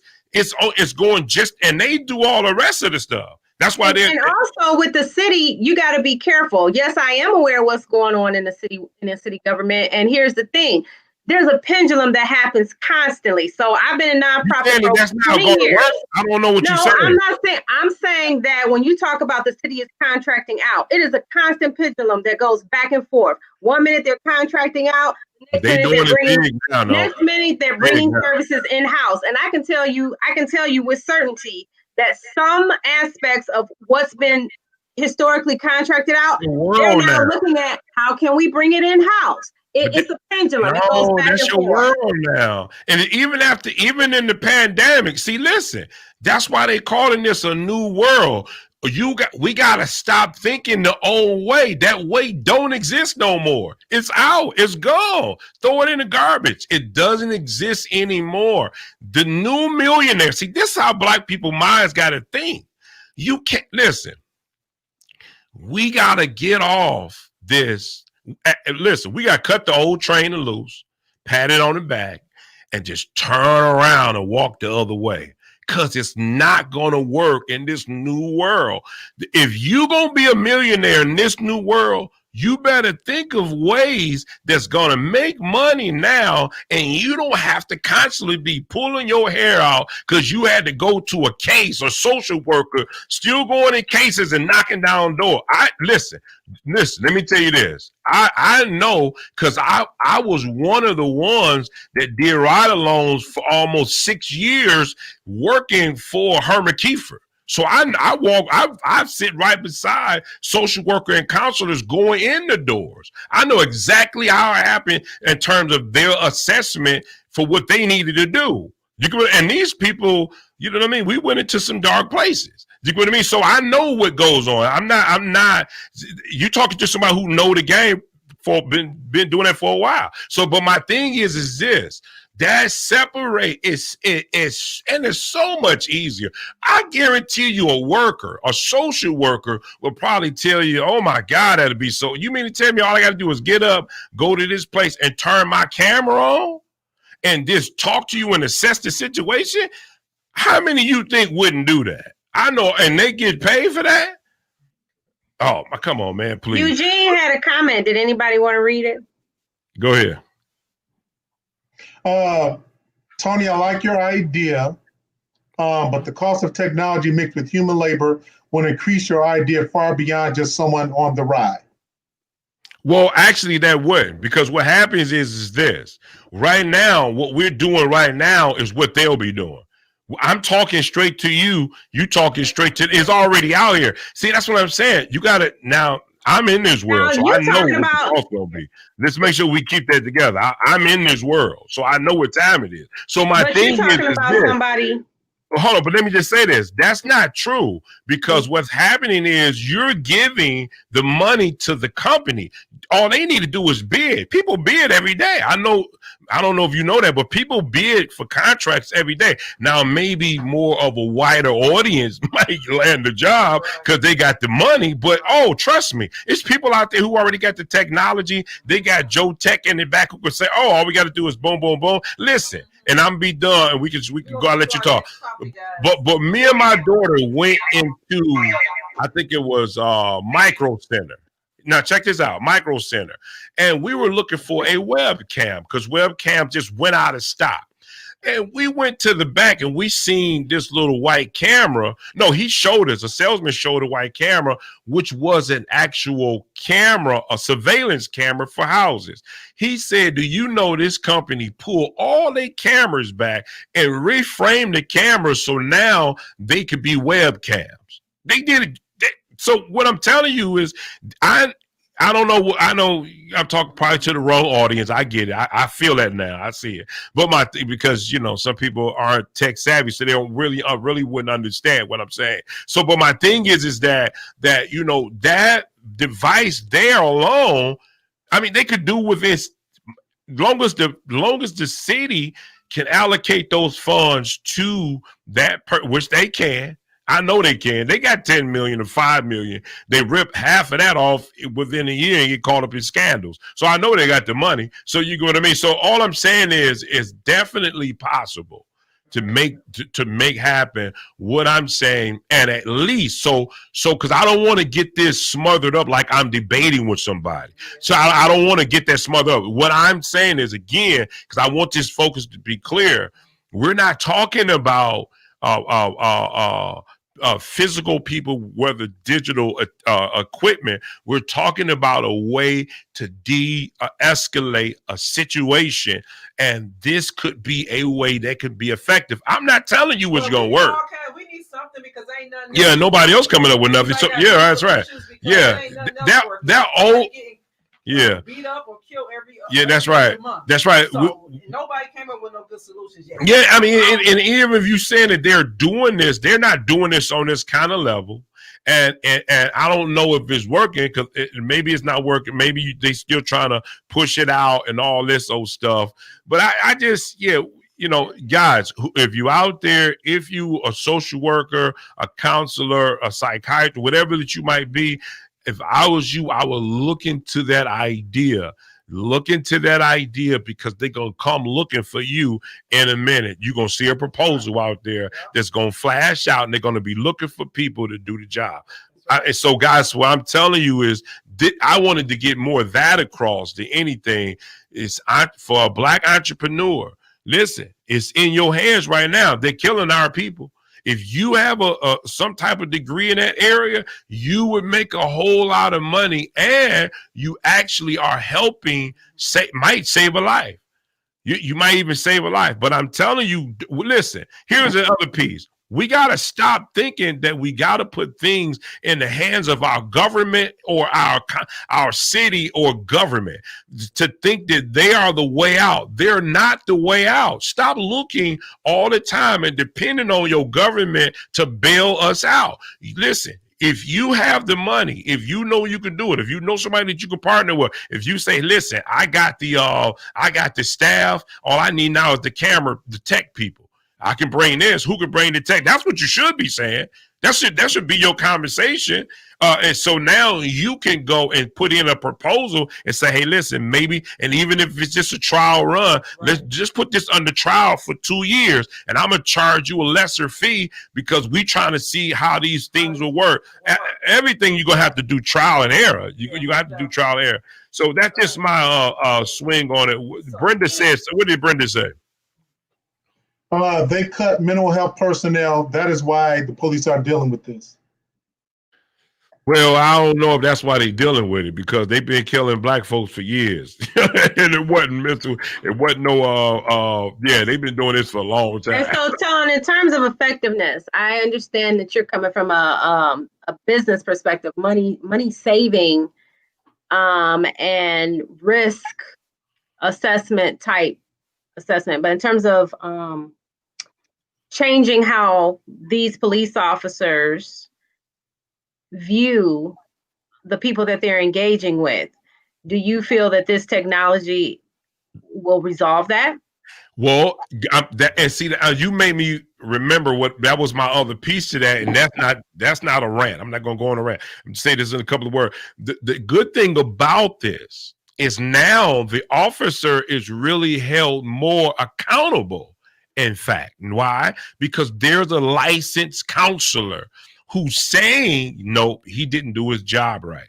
I can vouch for that because obviously I'm in this field. So now it will put them more of on the alert to make sure that they're following their job like they should follow their job. And I'm not saying this should be a situation.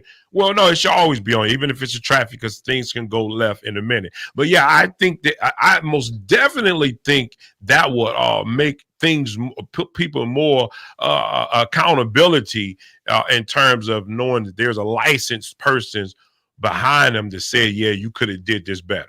You get what I mean? I definitely believe that's will work in those terms. But here's the thing: everything will have to be tested. Everything will have to be tested before anything can be proven. We all are just talking, but I'm coming up with ideas. You get what I mean? We all talking, but I'm coming up with ideas because those people out there are dying, and here's a way to make the police more accountable. I know millionaires are real hustlers out there writing this stuff down. I know they are. You know what I mean? Because that's what they do. You get what I mean? And that's what you always going to have people that are workers, and you always going to have. That's what this whole world is about. You have people who make the bigger decisions, and then you have workers. That's what happens. Those people who are only. Everybody is not a leader. And I don't expect for them to be. You have a lot of followers, and that's life. That's how life is. You have people who feel more. Listen, you have more people who feel comfortable with just going to work and pick up a check. That's how they feel comfortable. Then you have more people who feel more comfortable with actually going out here and making it happen, where they have a lot more responsibility on how they earn their dollars. So I'm coming from a two-place perspective, but I think both of them are great. You're still getting the counsel in as well as someone counseling you. You get what I mean? So it's a two-way counsel. You getting it, and you're counseling the other person based on what you're hearing from the licensed counselor. You know what I mean? So I don't see how you. I really don't see how you can lose. If I could add too, one of the other benefits of writing in person is, usually the counselor, when they're riding along with the officer, becomes counsel for the officer. So if the officer is dealing with things at home, is dealing with, other pressures, they have an immediate person that they can talk to. Now, when you bring technology, you lose a certain level of confidentiality and privacy, because that even though will it be recorded? You know what I'm saying? Because like you say, if you're holding people accountable, you're gonna have to play it back or have some type of record. So when you have a person that's right there, you can have those kind of offline conversations that are therapeutic and helpful and confidential that the officers may not be able to share, for whatever reasons with other people. So that becomes an added benefit to having someone, and I know for certain, like I say, a program that I know that's doing this right now. So I'm speaking from what I know is happening right now. Right now, exactly. They have said, the social worker has said that, oh yes, we, our officers that we ride with talk to us all the time, and we talk to them all the time about different issues that they're having, because obviously that stuff is going to play out if it's unresolved and they have to go into a situation. So that is an added benefit of having someone available. Oh, yeah. That's a big added benefit, but you can also have them at the police force, or they can make an appointment and go sit down and talk to the person, or they're forced to every other week or every week, or after the end of the shift, they have to go talk. Right. Think about the police culture. Think about the police culture. Who wants to be known? And I'm not saying it can't change, but I'm saying put yourself in the shoes of the police officer and the existing police culture as it stands now. Who wants to be known as the guy that needs therapy? No, that doesn't go over well. Everybody. I'm saying everybody in the police force that does a certain type of stressful job have to go to therapy and make it mandatory for them to sit down. That's how you remedy that. And for one thing, they should have did that. That seemed like that would have been an easy remedy in terms of them getting someone to talk to them. I don't know. I guess I just see so many benefits on both sides, not one side. I see that you're getting the counsel is making it affordable, and it's making it more of an easy transition for the social worker, so that they don't have to ride in the police car. They can actually just transition to an office or even probably home or whatever to make those calls. I just think it makes sense in this society that we live in.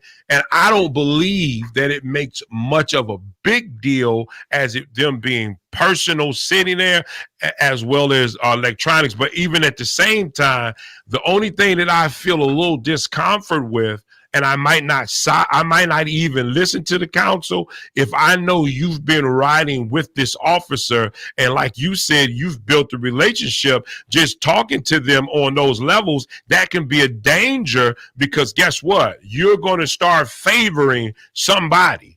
You see what I mean? And you're going to start looking. And guess what? Oh, I really understand him. You know, he grew up in this household. That's why he pulled the trigger. You know what I mean? Oh, you know, I can understand. I mean, so my thing is that I don't know if I think I want to keep it business.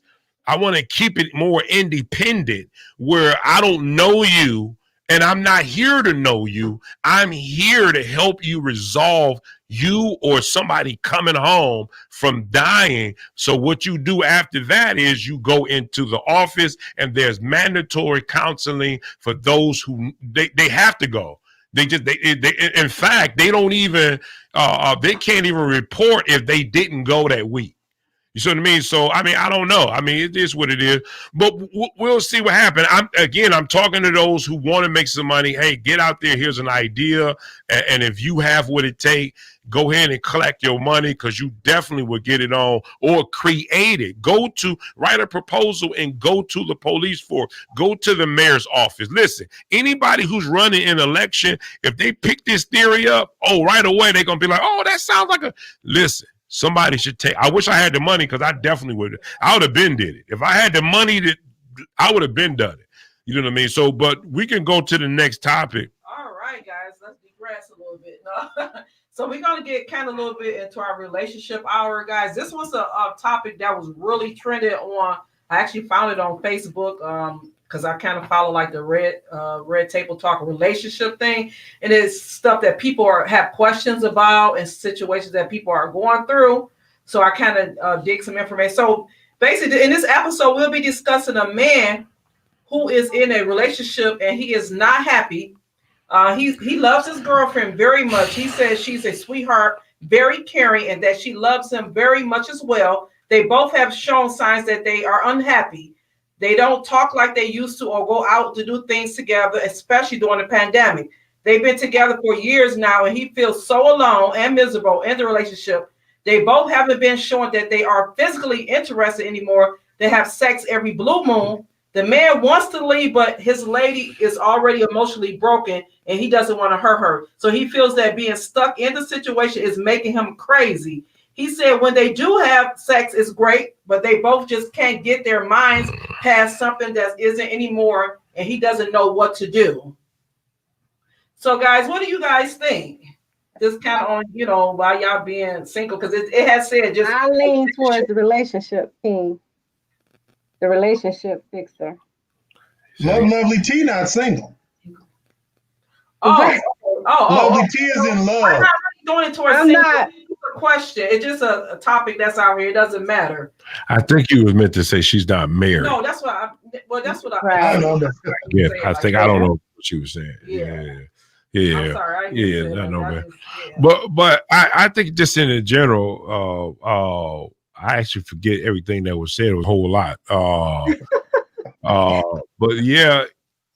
So basically, they're in a relationship that they're both showing signs that they're unhappy with, and the gentleman, since he's the writer, is saying he wants to leave but doesn't know how. Is what it sounds like. For fear of hurting someone that he feels is already broken. Right. So should he, should he stay because of that, or this was somebody's topic? This was what I found on the topic. So people have questions. RW3, come on, what you think? Well, how would you counsel him? How would I counsel him? Please don't. Oh, you gotta be look, listen, do you know not to change the storyline, but I was watching the rapper, what's my man name? What's that show? The rapper guy. Game. Oh Lord. Game had the reality show out.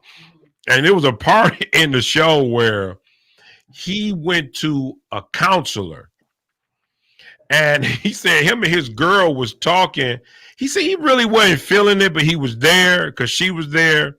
And he noticed he didn't have, he's thinking the same, because we had this conversation before. He said, I noticed he didn't have a wedding ring on.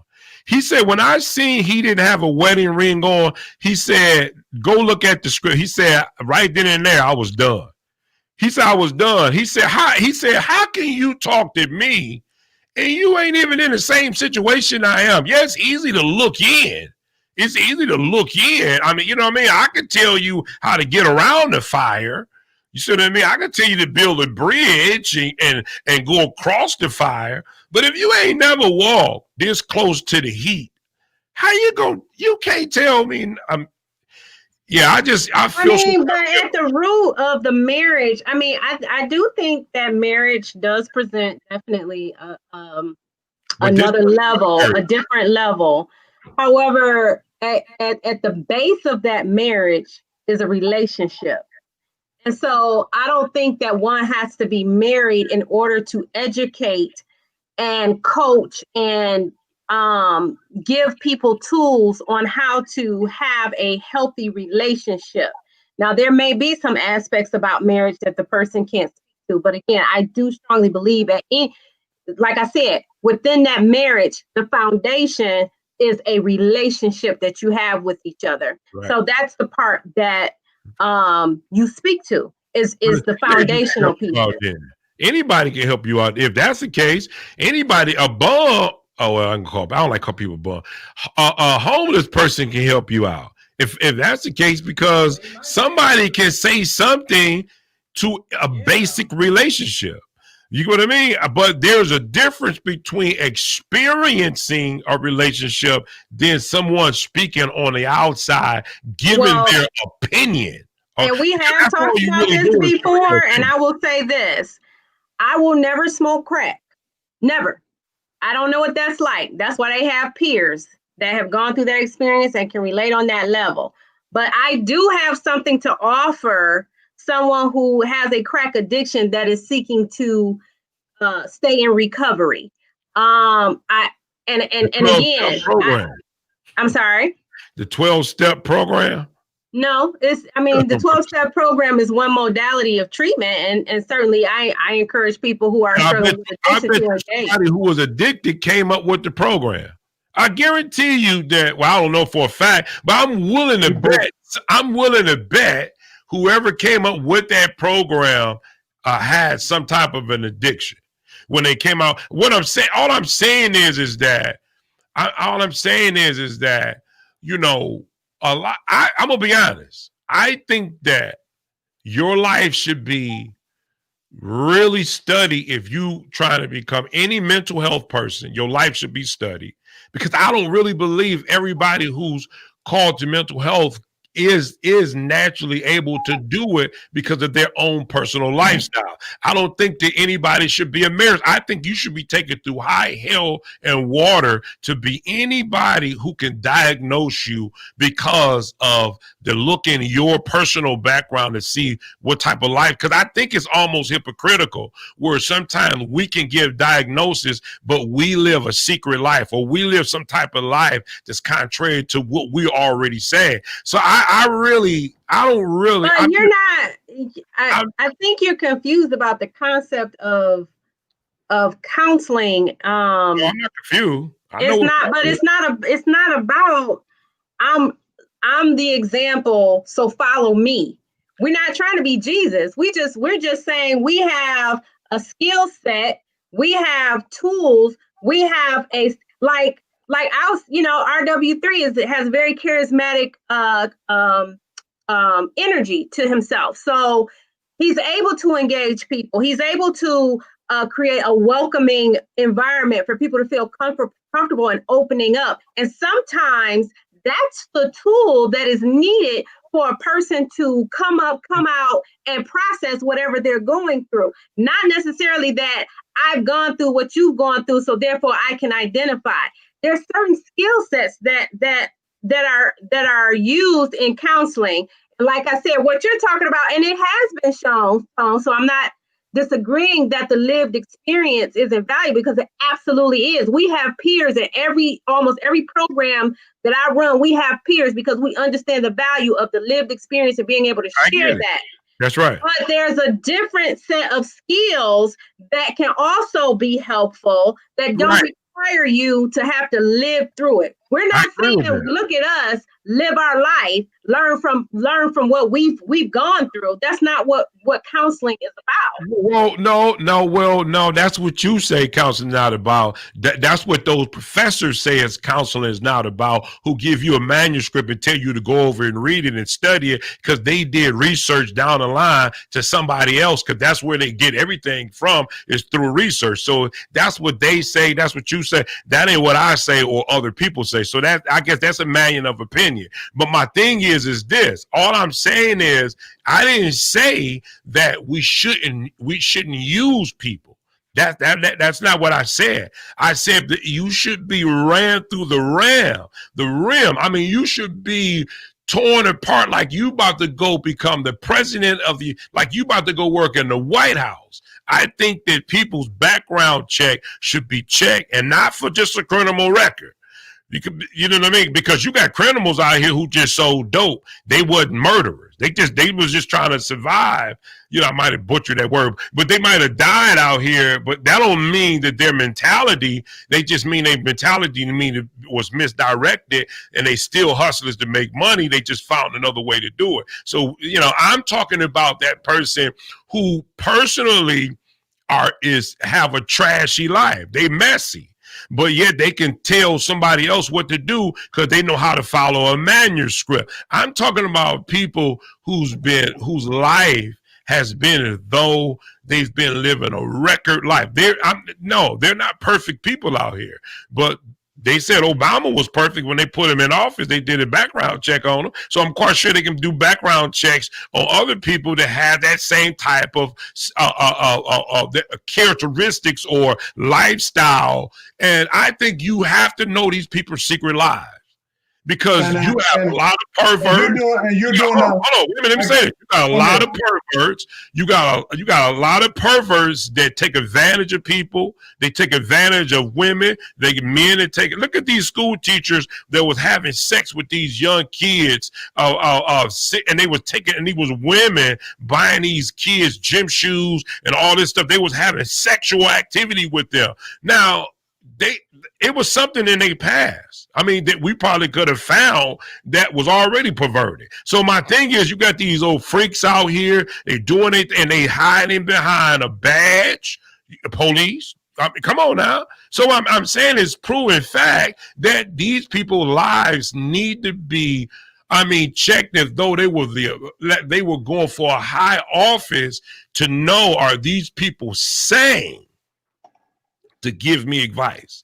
I'm talking about saying, I can speak to you calm. I thought that's what child molesters do. They know how to speak to you calm and the kid to get them that don't mean nothing to me, because you can speak calm, you still could be a freak.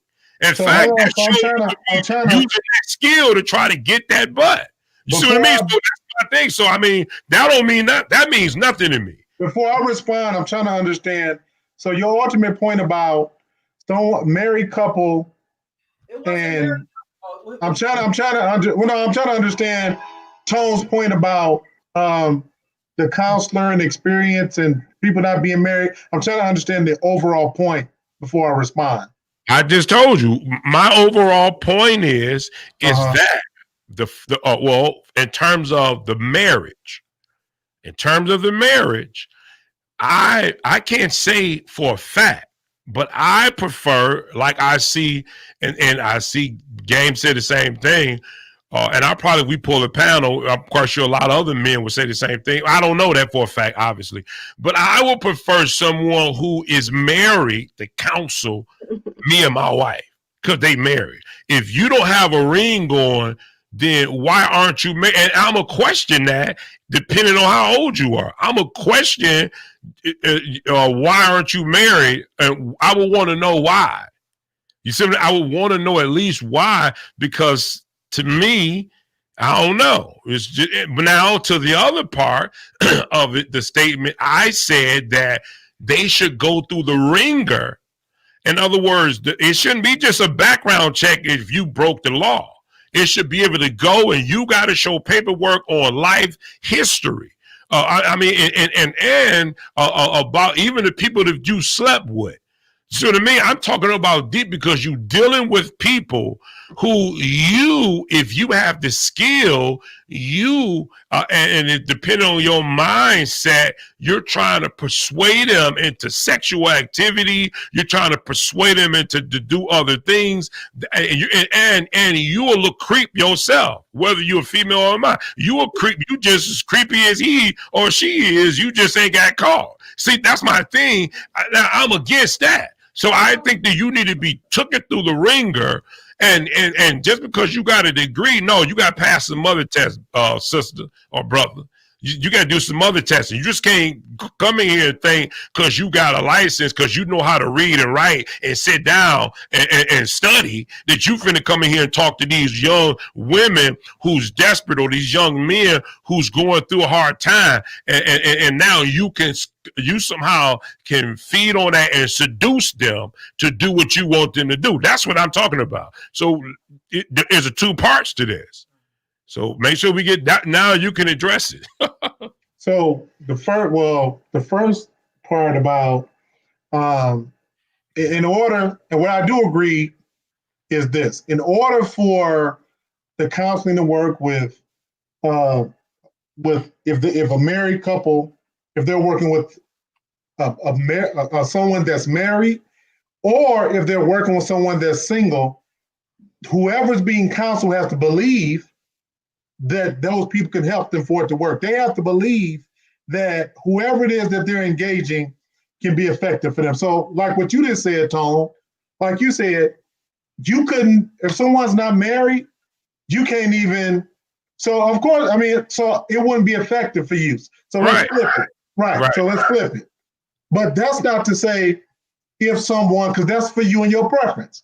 But for people, for other people, because we know someone cannot be married and be effective. So for example, last week, 2 weeks ago, somebody called me and they said, hey, I got this referral. And they said they're married. And I said, but they're considering someone else that's married. This has actually happened. I said, let's do this. I'll do a Zoom call with them, with the married couple, and just talk to them and introduce myself. Because I said they need to be comfortable. Because if they're having issues, whoever they engage, they need to be comfortable with that person or persons to believe that they can help them out. So I said, then they can meet the lady who's married, and then they can just determine who they want to work with. So they met. Obviously that exists. Hold on, let me finish, brother. So they met with her. They met, me. So when we talked to her, they sent me a message. I got it here. Well, I want to work with you. And that's not about me in terms of being special. The concept of when people need help and they really need help, it could be addiction, whatever it is. If they truly want help, most people, I don't care where it comes from. If I'm shot on the cement and I'm bleeding to death, it could be the KKK. Please get me to the hospital so I won't die. So when people need help, generally, they want to get to anybody who can help them get to where they need to get to. Right, that's obvious. But a lot of times they do that because they're uneducated. So they go for the first person that they see, or somebody told them, hey, go to this person. But if they sit and talk to another married couple, I guarantee you that narrative would change. See, that would change that narrative. If most people are married couples talk to other married couples, that narrative would change. They wouldn't go to people who aren't married, because those people who are married around a lot of people who's been far as even the. What about a person that's married? I'm not saying it doesn't work. And then they go to their parent, whether it's a father or mother, but they're not married.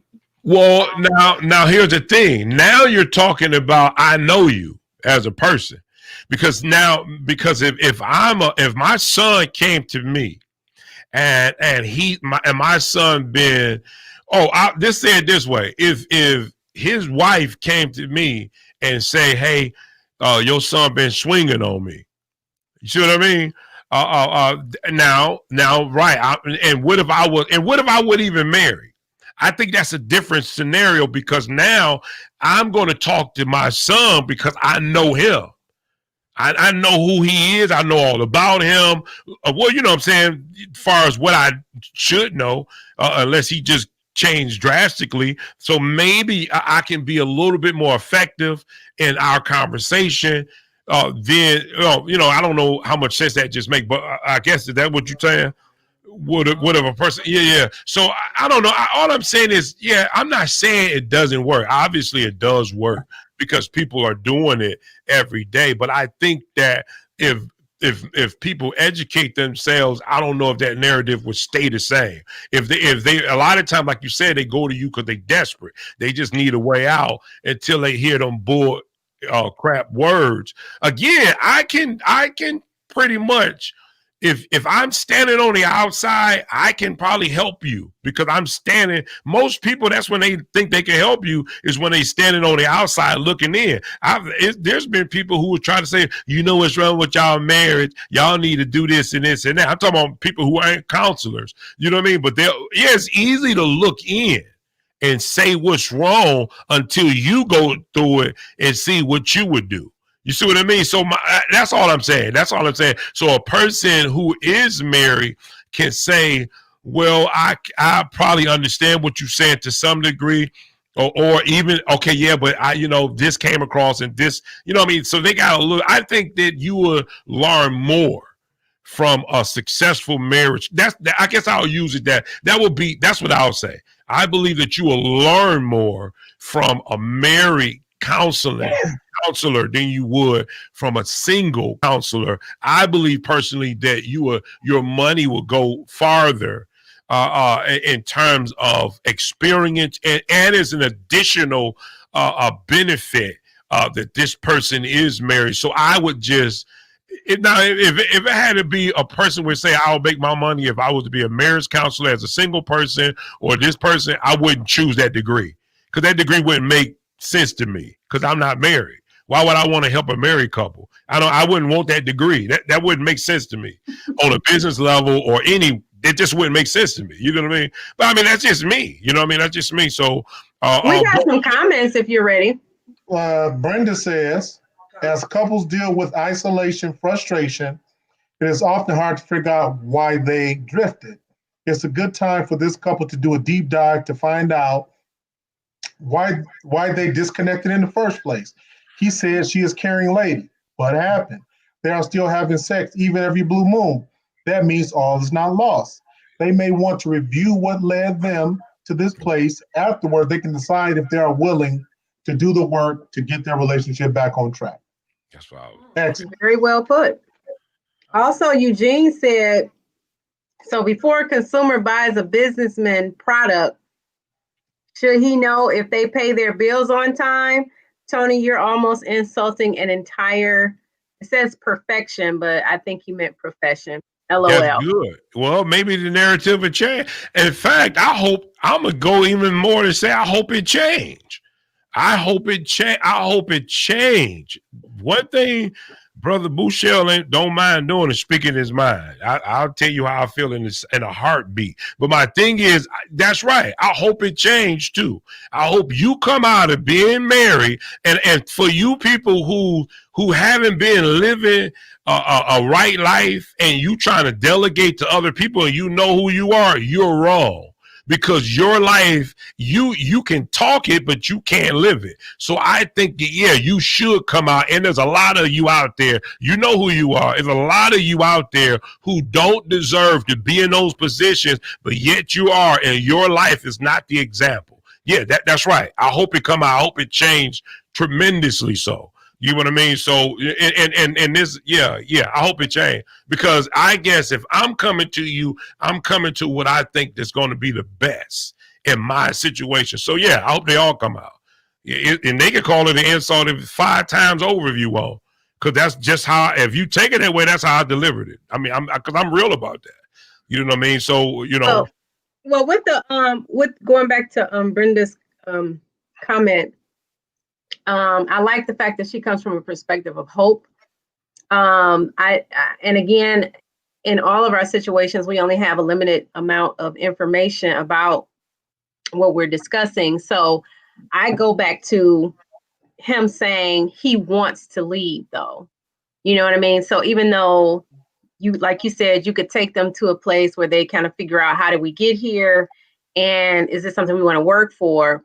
But I'm going to take on the assumption that he doesn't want to work it out. He wants to leave. Lady B, if I'm not mistaken, that's what he said, right? He wants to leave. Yeah, yep. So I guess, I guess I posed the question to the panel, like, how do you leave? Or I guess in our role as helper, how can we help the individual not be tormented and get to a space where they are comfortable to leave?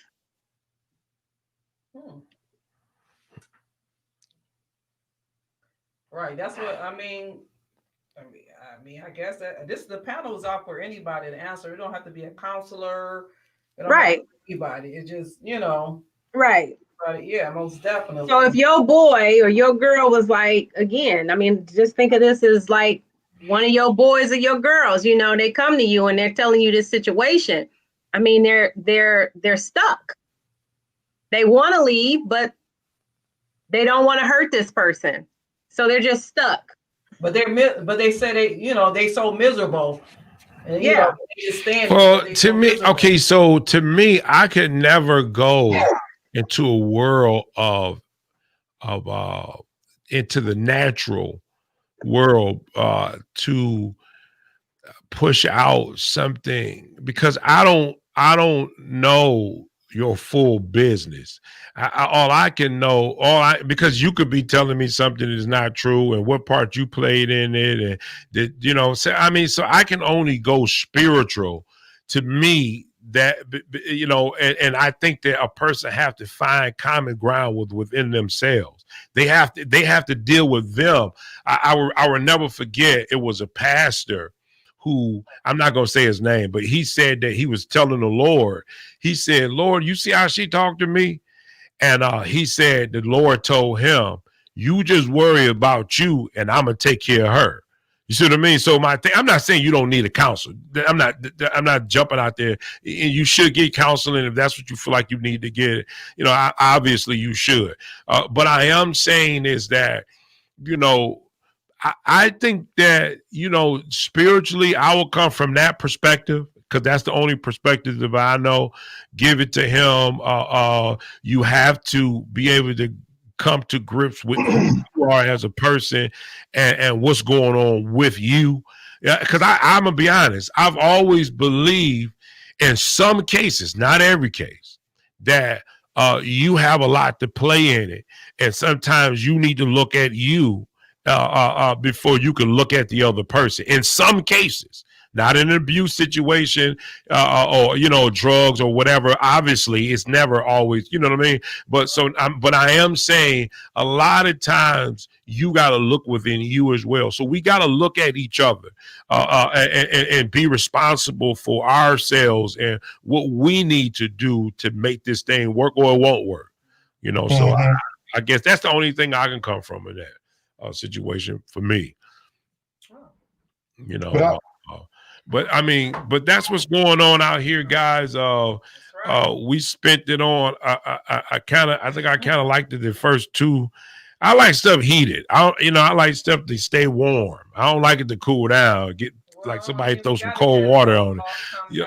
Yeah, but it's because that's what's going on. That's what people listening to out here. Guys, we're going to try to stay with trending conversations as well, because I know that's what you're looking for out there.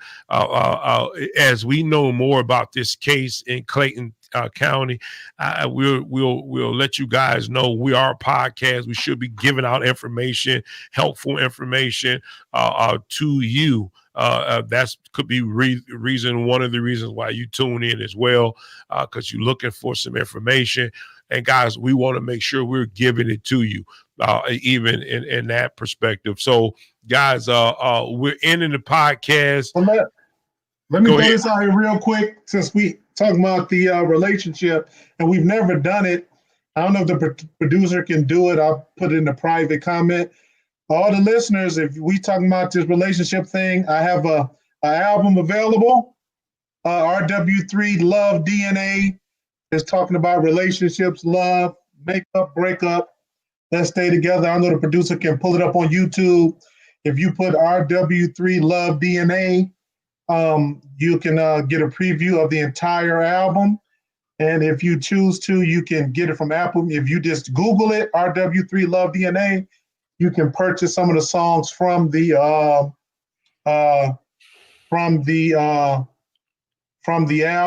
It looked like oh, there's one of the songs. There it is, RW3 Love DNA. So Brenda, Eugene, I think you all would like the album. You can get a preview of it on YouTube. Then go over to Google it, and you can get it from Apple and all those iTunes. One of the songs from the album. And tell me what you think. RW3 Love DNA. It's a relationship album. I just want to do that real quick. That's what's up. Yeah, guys, go ahead and check that album out. Purchase it. Support them. We need support from one another, if possible, and that's what we should be doing, helping one another out. Because if you Thanks, don't Brenda. do it, did somebody purchase it? Brenda says she's gonna get it today. Okay, well, that's good. That's good. So yeah, that's what's going on. What about you, Lovely T? What you doing? You got anything you want to? You got the album, Lovely T? I got a couple of songs. Did you, for real? Yeah. Oh, okay. Yeah. Yep. So I can vouch. It's good album. It's a good album. But are you? As far as me, I am no, I'm in investment. I'm taking some classes right now. So when I'm in a position to promote, I'll let you know. But right now I'm just building up my capital. That's right. That's right. There's nothing wrong with building it up. That's what She just purchased it. Building it up. That's and right. Guys, listen, we tell you to be safe. Guys, we thank you for your comments and supporting this podcast. We come on like again every Sunday, 4:30-ish. We come on, guys. We love it. If you check us out, you can go and look back at this video, this podcast, on whether it be even here on Facebook. You can look back at it on our YouTube page. I don't think the IG, but the website, you can check it out as well. Go back and check some of the videos out. I think I'm gonna play some old clips through the week. And just let them run some old stuff. And guys, check them out. Go to the archives and check them out. It's old, but it's still good. You know what I mean? A lot of the topics that we talked about. And guys, we again, we love you guys. We thank you for watching, and we'll see you soon. Peace out. Have a lovely day. Three strikes, I'm out. Thanks, Brenda, for buying the CD. Tell us what you think about it next week. That's right. That's right.